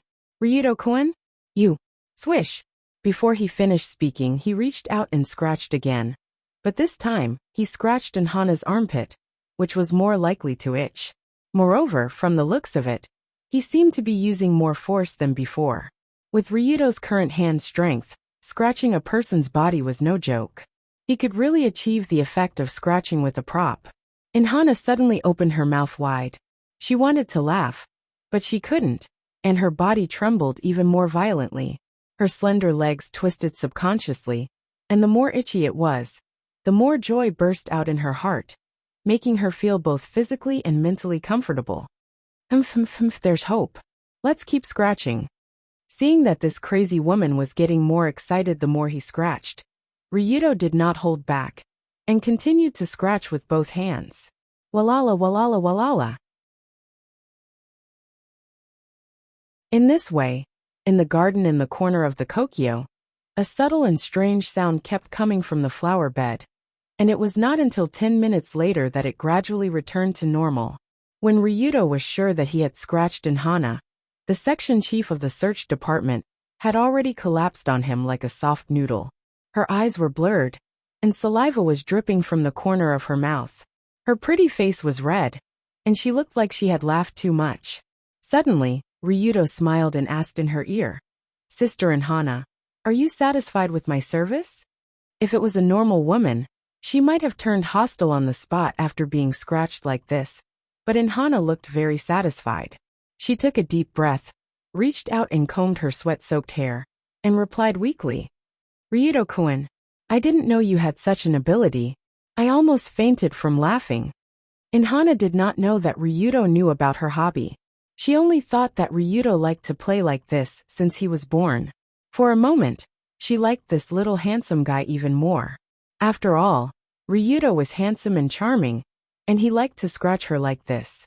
He was simply Hana's dream lover. Hee, as long as Sister Hana is happy. Happy. But next time, I have to make my little lover happy. Speaking of this, Hana touched Ryudo's head lovingly, and then slowly got up from the ground. Although Ryudo did not directly say that he wanted to be her lover, his actions just now were enough as an answer. This also caused Hana to look at him differently. It seemed that she had no choice but to help. Well, there should still be time. After standing up from the flower bed, Hana tidied up her clothes, and then smiled at Ryudo. "I will be waiting for orders at the Between 1,000 Grasses. If there are any problems, just contact me." As the head of the Heavenly Eye Group's guard department, Hana naturally knew that there must be some unknown conspiracy behind Empress Wude and Tianya's sudden actions.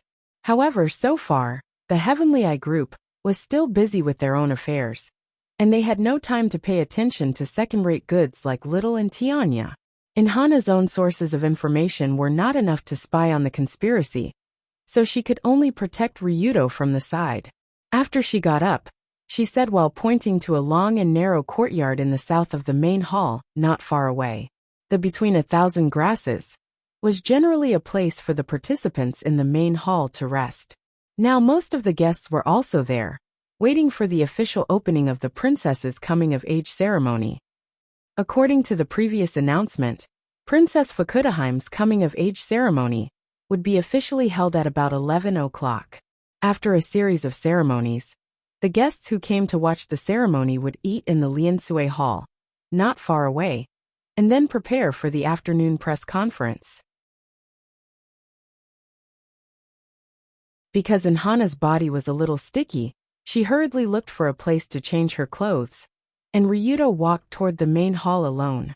At this time, there was less than half an hour left before 11 o'clock, and now more and more people were going to the main hall. Giant palm trees stood in the front yard of the main palace. The verdant evergreen trees and the grass that symbolized 1,000 years of longevity complemented each other, adding a mysterious and ancient color to the main palace. Although this new palace complex was only built a few decades ago, it was still not enough. The main hall of the Kokyo was divided into 3 rooms, namely Between the Pines, Between the Bamboos, and Between the Plums. Between the Pines was located in the center of the main hall. In the middle, there was a throne for the emperor and the empress. Traditionally, various ceremonies, appointments, awards, and other formal activities would be held here. Between the Bamboos was on the left side of Between the Pines. It was mainly a place for the emperor to meet state guests and officials. Between the Plums was on the right side of Between the Pines. It was a place for the empress to conduct official activities. It was also the empress's reception room and lounge. The inside of the main hall was magnificent. The ceiling was twisted and overlapped with colorful patterns. Between the patterns, colorful flowers were vivid.